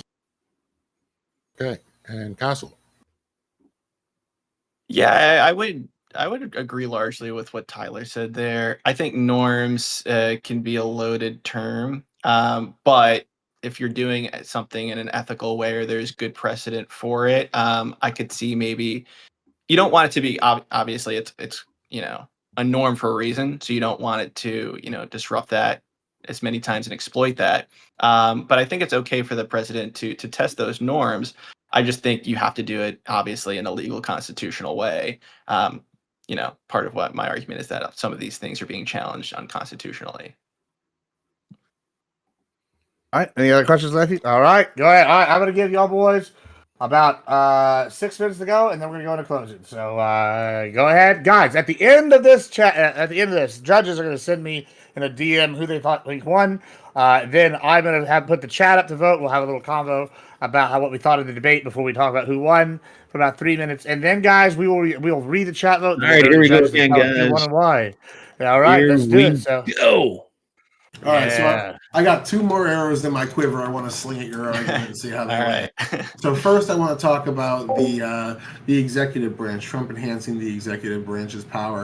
I think in ways he absolutely is. I don't think he's going past traditional norms of what he has power to do, or going past the laws and the courts back. All right, guys, out there in the YouTube land. But at the end of the day, if you look at the totality of his actions, we can see Trump put forth two executive these orders. guys. They've done well so far. A federal regulation is where do you passed think from they his stack own up? branch, Chat. they have to make an economic report. Where do you think they for stack all up of the over there sectors in of the YouTube economy land? that'll be affected. And the second executive order allows private citizens to call a hearing through the House committee that's attached to that specific regulation and allow these stakeholders to actually argue What's up, on Snooki? behalf How are you? of their company see or you. their economic sector against the regulation. Sorry, you're not going to hear a lot of talk out of Prior me. to We're in the Trump middle of a taking office the debate. I'm first time, judging this only debate. one time Congress As I had said, ever chat, voted I would to really slap love down to a hear from regulation my because of YouTube the chat. Congressional Who do you Review think Act. is winning this? They did Who it, I made the think, best points? 20-something times in his first term, and in his second term, they've been doing it left and right as well. They've been slapping down all sorts of regulations put out by these regulatory bodies.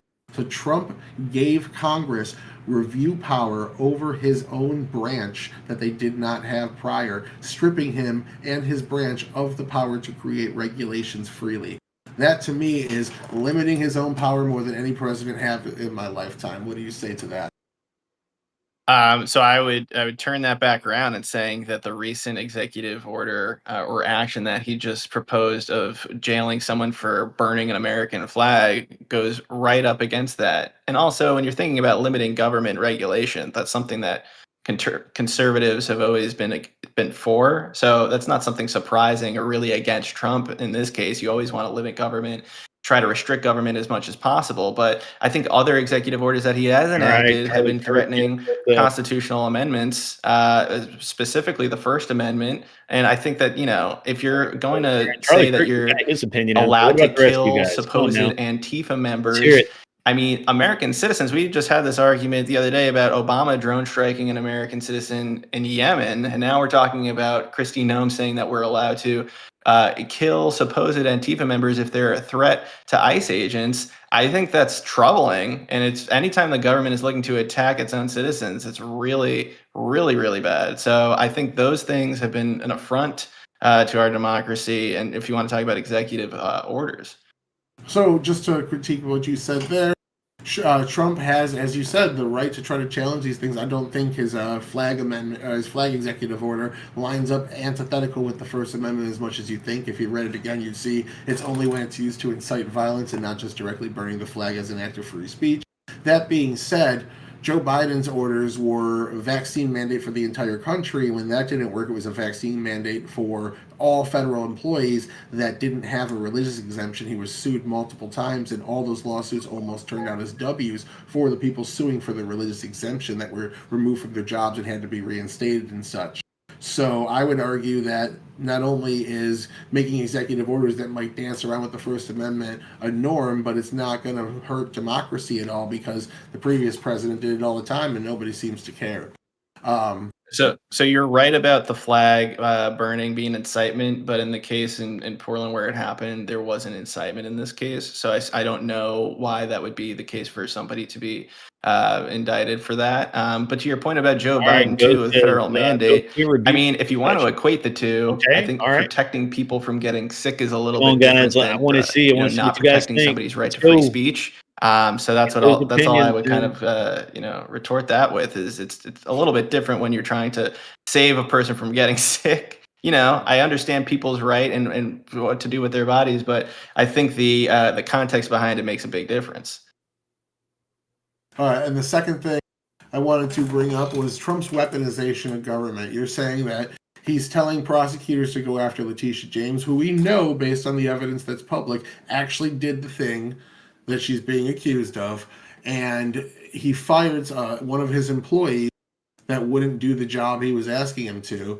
I would also go into, if you're looking at weaponization of government, we just had break this week that Joe Biden, when he was the vice president, called the CIA. The CIA had a tape of Ukrainian officials talking about Joe Biden being a hypocrite because his son was working for Burisma and gathering millions of dollars for his family and cashing checks. Joe Biden called the CIA and said, I want this report to disappear. And it disappeared until about a week ago. They found it saved as a draft in somebody's emails and completely gone off any CIA records.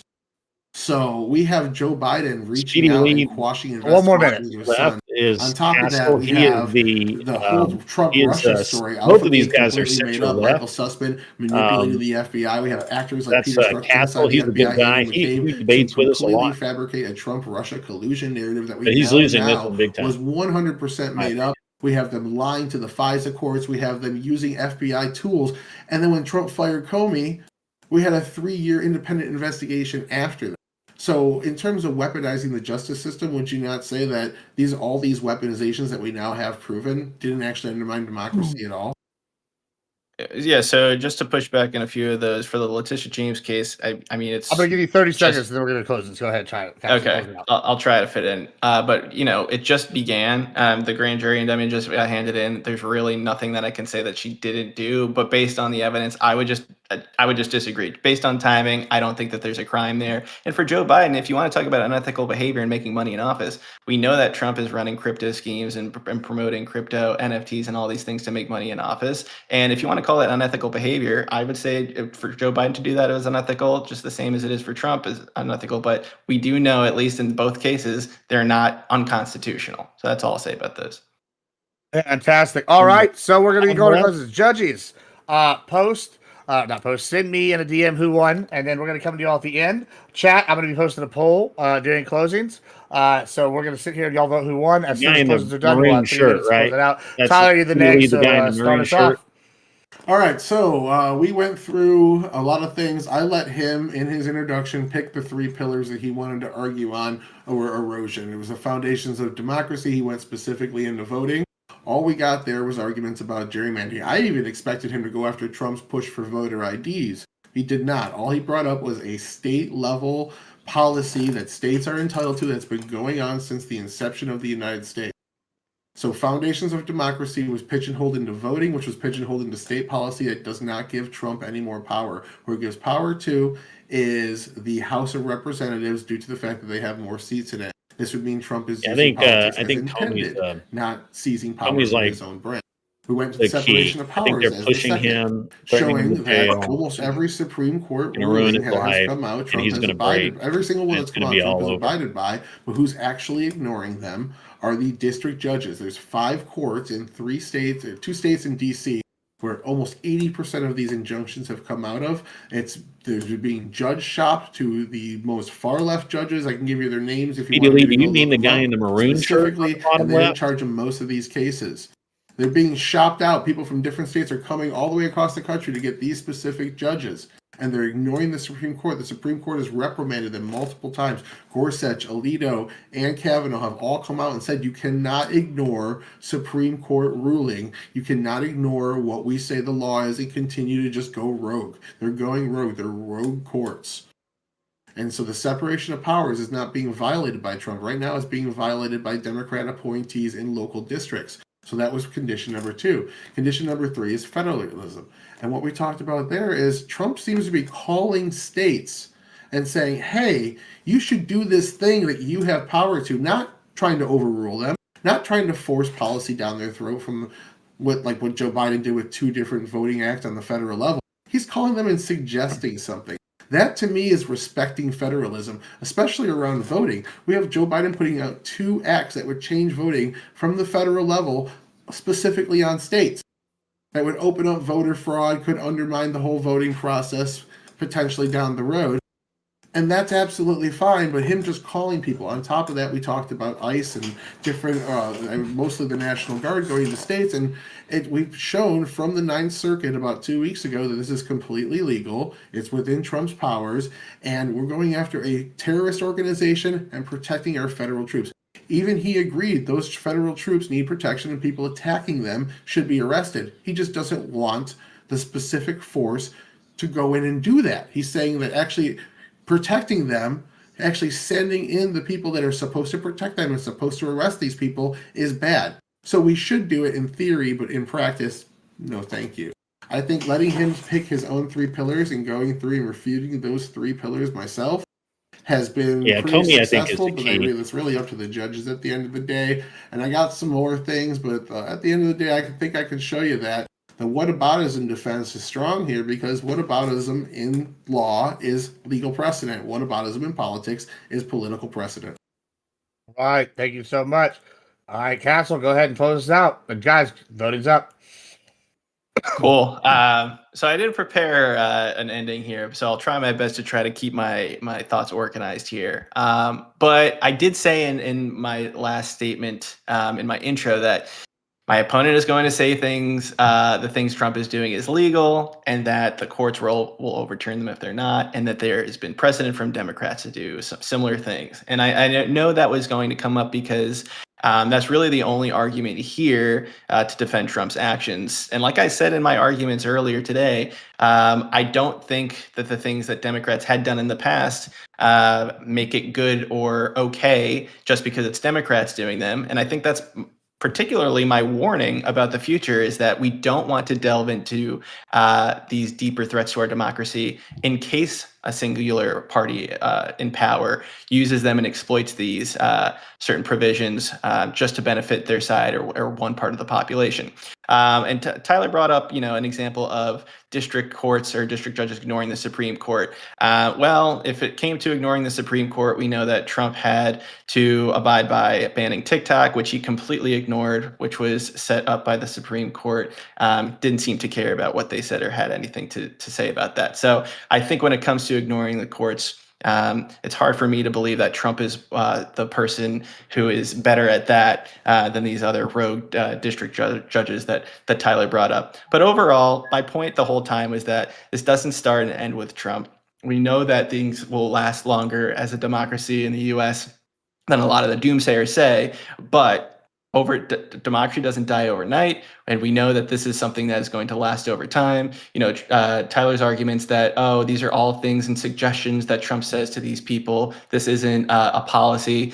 We all know that's a farce. Every time Trump talks to somebody, whether it's finding 6,000 votes in Georgia or trying to prosecute somebody, if you don't do what he says, he will go after you and attack you. Even if you're in his own party, we've seen him do it against Thomas Massie. We've seen it do it against Rand Paul. We've seen it do it to private employers, private citizens in their own right. And so I think this is a dangerous precedent that's being set. And we didn't get to a lot of the other pieces I also had, which would talk about the rights to free press and the rights to free speech, where, again, like I mentioned, the Department of Defense forcing the press to have credentials where they aren't going to publish news stories unless they approve of them first. These are just things that I don't think are normal, and under an authoritarian type of presidency is something that we're starting to look like. And so I think overall, when you see the three pillars that are being eroded, federalism, separation of powers, and the Constitution and the rule of law, I think I brought a lot of examples to the plate where Trump has encroached on these and is really pushing the envelope for a lot of these different pieces of the puzzle that are harmful to American democracy.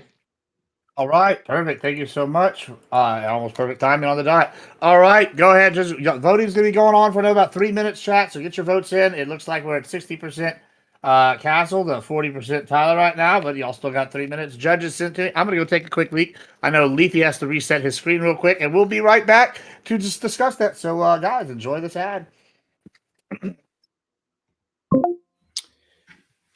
That was smart of you to bring up Trump attacking his all right, guys. Party. What do you at think? the end there, not giving me the chance because Be like honest with Biden you. called Manchin and Sinema segregationists because they wouldn't back his voting rights bill, and the whole party went after them Be because honest with they you, said that Tyler Build Back Better would won't cause want this one, inflation and shit like that. Be honest. Like they were put over the coals the same exact way. It just I think he just did. I mean, you could argue about it. It was pretty different. Like, no, Biden just didn't have pull the same way that Trump has. Like, there's no way anybody Biden went after people in the Democratic Party would really rally behind. So you could say he attacked people in his own party, but like, I would argue that Joe Manchin probably had more power in West Virginia than Biden ever did. But yeah, I was more surprised that you didn't go after the TikTok thing, because Trump totally ignored the SCOTUS ruling on that. No, he didn't. He has presidential discretion in that. For TikTok? Yeah, I don't know. I was reading the opposite, that he didn't have the power to just completely ignore that. I mean, I think he had one time he was able to suspend the ruling or like wait 90 days or something. But I think after that, he had to make a decision on that, and he kept pushing it out, which I don't think was legal. But I think it's on its third push right now, to be honest with you. And I see that the 90-day push thing exists.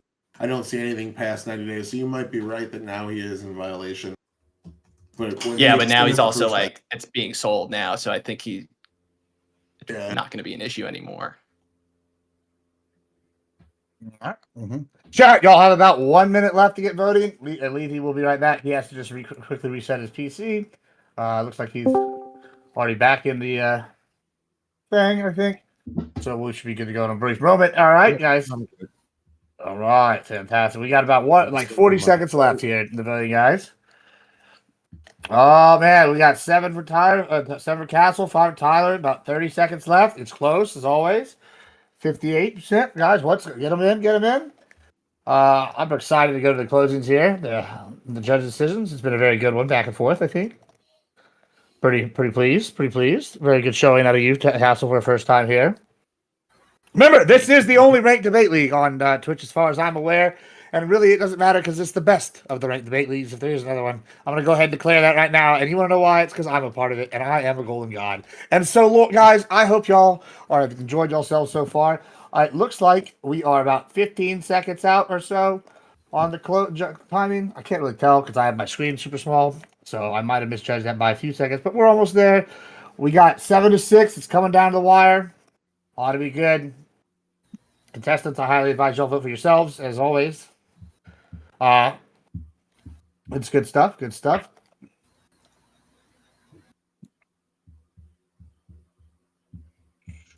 And okay, cool. Got that in.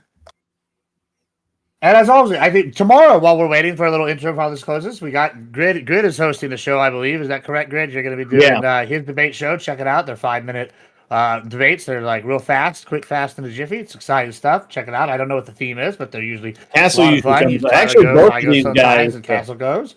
Yeah, so it's good stuff. Leafy has been streaming again lately. Check him out as well. It's been very good. Leafy's been there once or twice too. Yes, he has. I do recall that. And so it's good. It looks like the chat vote is in with 54% of the vote. Castle gets the chat vote. Let's go to the judges. We're going to start with Grid. Tell me who won and why.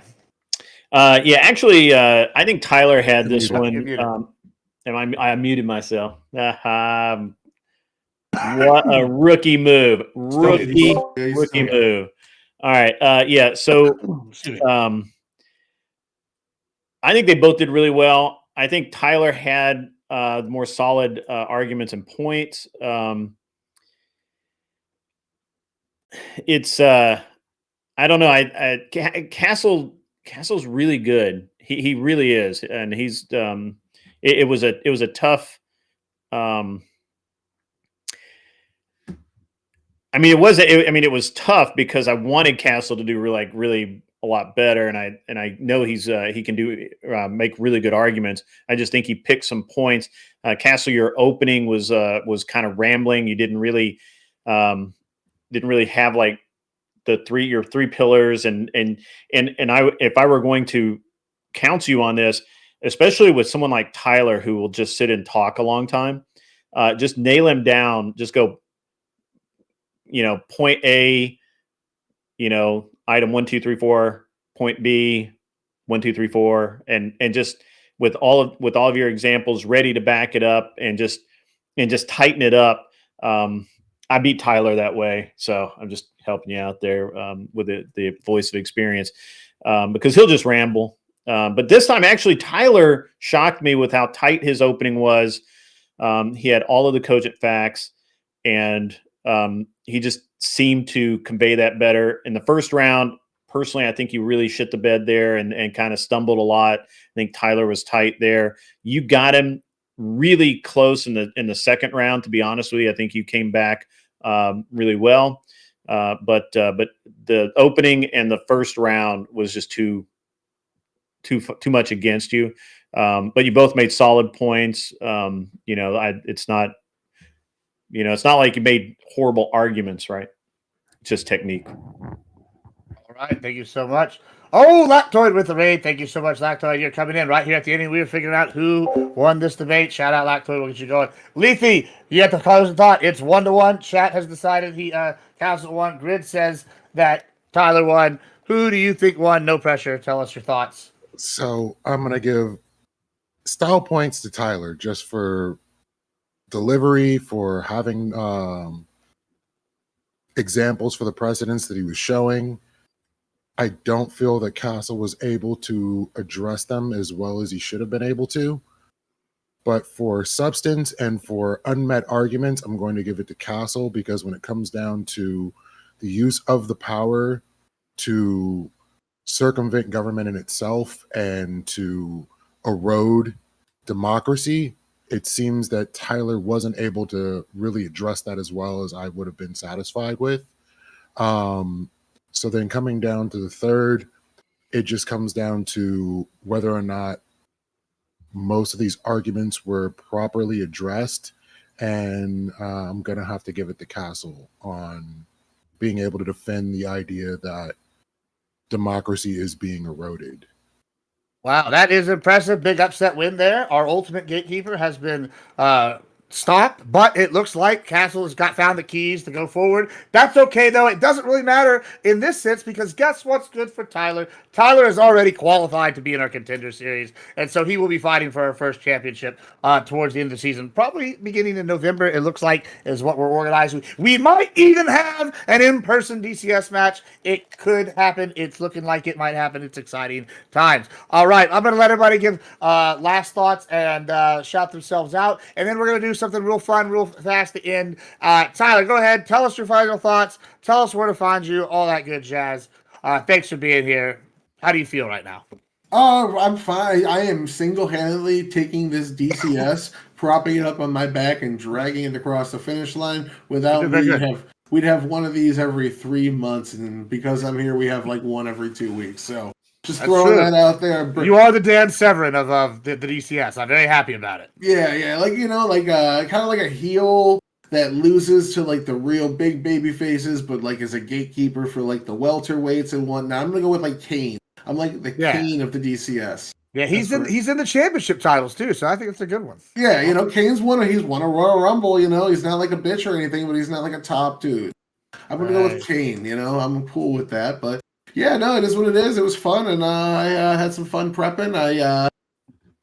That's all I got. Good times.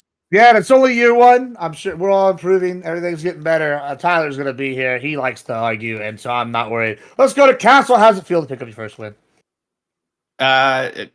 Pretty crazy, honestly. I don't even know what to say, but I honestly appreciate Grid and his feedback, because I know where he stands on issues. So it's always good to hear positive feedback from him, and even negative if it's something that I can improve on. And I know my intro is something that I put together, late last night, and I even knew myself. I was like, I had so much to say, and I felt confident in my side of the argument. But Tyler's such a great debater. Even there were points where I was nervous about some of the things he was bringing back, because I had to be quick on my feet there. So I think it's just a testament to how good Tyler is, and it's his debate style. And he definitely did come in cleaner, more precise. So I definitely give him credit there. So I think if you lose by one little vote, I don't really think that means too much. I'll take the win. I'll take the win every time. But I think it just shows that Tyler did a really good job on a topic that I thought I should have or could have done even better at. So kudos to him, and thanks Lethy too as well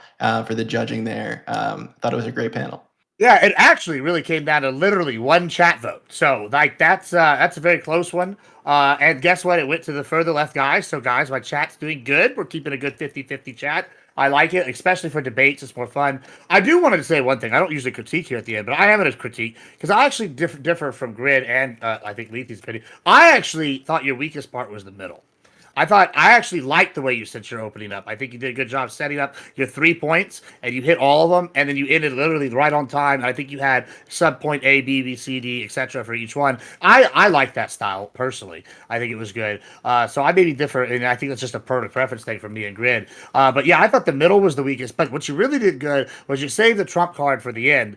Tyler spotted that trap right there at the end, and I personally, if I had been voting, which I wasn't, that would have been a hard one to overlook, I think, because you might have lost the mid, but it was pretty even. The openings I thought were pretty even. I thought maybe like 10-9, like or 9-9 kind of thing. Either way, 9-9, and then like 9-7 or something. But then that ending like will sneak in there with something big at the end. Not the nicest tactic, but it's effective, especially if you're the closer. So that's something to figure out. We don't, you're not cheating, you're not trying. But Grid, go ahead and or I guess you're looking down. Lethy, go ahead and tell us what you do, where you're at, and what your final thoughts are here. Lethy Water Kai on all platforms. You can catch me every Wednesday and sometimes a few days beyond that, but we'll see how that works out. to Tyler, this was probably one of your greasiest showings, but I cannot complain one bit because you were able to drive those points home pretty well, and you almost had me convinced, even though I knew better. But it was very nice work. To Castle, there was one point I would give you, and like honestly, Grid kind of helped you along the way because he attacked one of Tyler's points and annihilated it. But I had to ignore that, which was about the use of the National Guard and what it was being used for. Which, you know, greasy work, Tyler, but damn well done. You should have brought up the hatchback at some point. I think that would have been probably one of the biggest haymakers you could have brought up in this conversation, and you just left that on the floor. And I think Tyler would have had an issue dealing with the Hatch Act. As far as the Hatch Act didn't come up. And where can they find you and all that good jazz here? Yeah, Lethe Waterkai on all platforms, YouTube, Twitch, Twitter, all of them, because we're going to dead name Twitter until it falls down. Fair enough. Last but not least, Grid. Tell us your closing thoughts and where to find you and all that good jazz. We're trying to get them affiliated, so everybody make sure you follow. Yeah. I'm actually paying attention to Twitch now. I haven't done that before. Make sure y'all tune in. Go ahead, Grid. Yeah, so Give me it again. Sorry, I do that. It's okay. I'm still figuring out this new mic too. I just do that. We'll you know, I try and mute down so you guys don't hear me talking to my chat and shit. It's all good. We understand. We're streamers. I mean, honestly, I don't change anything about what I said in the opening or my evaluation. I'll stand by it 100%. I don't think I was wrong at all. I think it's interesting that both of you identify as center left, and both of you did the different arguments as from the same kind of point of view, right? Like, I think that's really interesting. So, you know, I get to judge a lot of debates, and I just kind of leave my personal benefit. I leave my personal shit at the door, and it's I mean, we've had multiple like really like left argument. I mean, Castle, you know, you've been there on my show when people win that people don't think they should win, but the arguments are better, right? So I'll stand by my judgment. You guys can find me on Unreasonable Man on YouTube and Twitch. I used to do Rumble and all that. We'll get back into that later. If you're going to be at TwitchCon, I'll be there along with Gibbsy and some other people. We're gonna have a great time. If you're gonna be at DebateCon in Nashville, you have to come by, hang out with us, have some barbecue or whatever food I arrange. There's gonna be live in-person debates. It's gonna be a big party. It's gonna be a great time. Tyler's gonna be there. Everybody's gonna, you know, look, everybody's invited. As long as you have a ticket to DebateCon. We're going to have a lot of really great debaters there and we'll stream live IRL debates. And you'll actually be seeing a lot of me on Modern Day Debate in the next few weeks, I think, as well. We've been in talks to get more of those happening, more political and social issue topics on Modern Day Debate, which helps us all, right? I'm a big believer in, I don't really care which side of the aisle you on, but this format needs to be improved. We need to be better. And mostly the rising tide raises all the boats, or you can be like Connor and just play with your dick in the closet. Either way. Connor. As always, fuck Connor. That's a good one. On that note, what we are going to do right now, we are going to raid It's Justine. She is one of our friends. She's also going to be staying with me at TwitchCon. We're going to be going and getting wild all over the place. You'll see us, Grid, and some other people in the group. We're going to have fun people. So come check out It's Justine, one of my best friends here on Twitch. She's a good egg. And so go check her out. Make sure y'all say hi. I don't know, say I don't know, a booga booga. And then, I don't know, put some kind of emote. Make sure that's what we do, everybody. Thanks for having us. We'll be back tomorrow, probably for Grids. We'll see y'all. Yep. See you guys. Peace. See you guys. Thanks for coming. All right.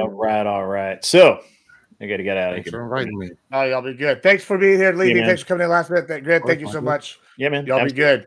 See you, man. All right. Close that. And I'm back. All right. What is up? What is up? I think I shut down my. Yeah, all right. I think I shut down. Anyway, over on the Twitch. So yeah, we'll see. That was. What did you guys think of that, everybody? Win grid one closing. That's right. Yeah. The yeah, it's an interesting thing, guys. You just I look Connor's a I wish that guy would just straighten his ass out and be a good dude. But he just wants to be a dick, and what can you say? And I really think it's the problem I have. If you want to know the truth, the problem I have with Connor counterpoints is the fact that he why am I still logged in? I need to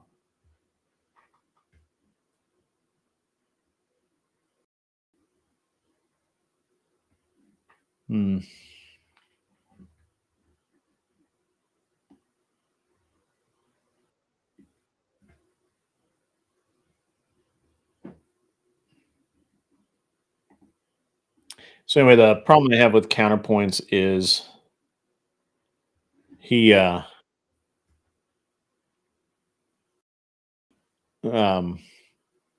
he violates TOS a lot. And that's dumb. Like you just can't do that. Like you just can't. Like that's terrible, man. You just cannot you can't violate TOS all the time. Yeah, you got Rob banned. Right, exactly. I'm trying to shut down my Twitch here. I can't see how to end the damn stream. But that's okay. Fuck it. We'll just keep it going. Yeah. So counterpoints. He's probably said a lot of stupid ass shit about me lately because I've been, I've made no secret of how I feel about him. And it just, he got Rob's channel banned. He was on Sarah's. He said some stupid shit. And I just don't understand why anybody would put up with that. Right. No, did I finally, yeah, I might have finally, I don't know. We'll see. I don't know. Twitch is weirding me out right now. But yeah, absolutely. Absolutely. I just don't like Connor. I mean, he could change, but he's like, I have to be a part of Destiny's crowd because it would take me 10 years to get the mileage that I have, right? You violate TOS a lot. That's because you never read it. Yeah, right. Right. But I don't let you up on stage. Right? Like I don't Cam, if you came up and you violated TOS, I would be pissed at you. And that I killed Earl lady that was on my show a couple of times.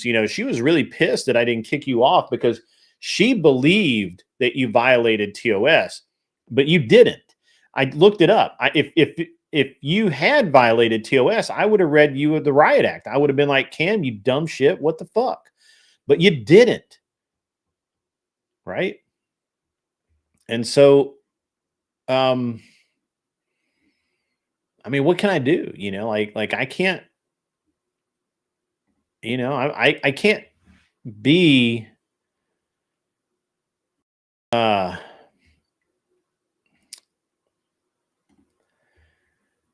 I can't hold you to something that you obviously don't know or care about. And plus, you're not on the camera; you're in the chat, right? Like, so it's I don't know, man. But Counterpoints obviously knows, and he literally got Rob taken down on purpose because he knows that because he pals around with Destiny that that he didn't even get I don't even know that he caught a ban out of it. I don't even know that he caught a ban out of it. Like I think he was like they like just he was he caught like a 48-hour timeout where Rob was banned for a month. He did catch a ban 1 week. Okay, so it wasn't 48 hours. I knew it was low, and that's just wrong, man. And he knew he knew it was going to happen that way because and Wick didn't even get taken down at all, and it happened on Wick's channel. So look, I don't care. Like this is just dumb. I don't know. I don't know how else to put it. It's just dumb. It's just stupid, and that's the end of it. It's unfortunate because I think some of the things that Counterpoints talks about is actually useful. Like, it's actually like he makes some good points, but unfortunately, he's a dumbass. And you're right. Connor did say on Sarah's stream that he doesn't care about TOS. If he gets upset, he's going to say what he wants. Sarah got furious with him when he said it. Absolutely, she did. This was, I think it was actually 2 weeks ago. But you're right. You're 100% right, and that's just the way it is. So, if you guys are, so that's. I just don't have time for any of that shit. Like, he is complete. I agree. He's completely bad faith at this point. I don't care anything about him. And you don't know who the fuck they are. Yeah. Well, you don't need to know who Connor is, to be honest. Guys, I'm going to get out of here. I was looking to see who is live right now, so that I could send you guys somewhere cool. So give me 1 second. We'll see if I can find somebody out there that that's live that could use a good little raid. It looks like Tomato and Rob Noor are both live. Why don't I'll send you guys over to Sarah the Raging Tomato. I don't know how to raid on Twitch, so you guys, I'm sorry. I can't raid you anywhere. I apologize. I'll learn. I'm gonna get into the Twitch thing here pretty soon, and really understand it and all of that. But until then, I can't raid Twitch. So you guys, just go hang out with what's his name? That guy over there with the hair. Oh yeah, Gibbsy. Go hang out with Gibbsy and all that. Yeah, the ex-military thing that Connor pulls all the time is bullshit. 4 years is like, who cares? Like, whatever. You did catch the show just as it's ending, Flan. What's up, buddy? Good to see you. I'm going to send you guys all over to the Raging Tomato. I'm going inside. I got some quality time due with my wife, and you guys aren't stopping that. Okay, I'm just saying. In the meantime, you guys have a great rest of your evening. Go forth, do great things, be cool, wear glasses if you need them, and go stand on Sarah's lawn. See you.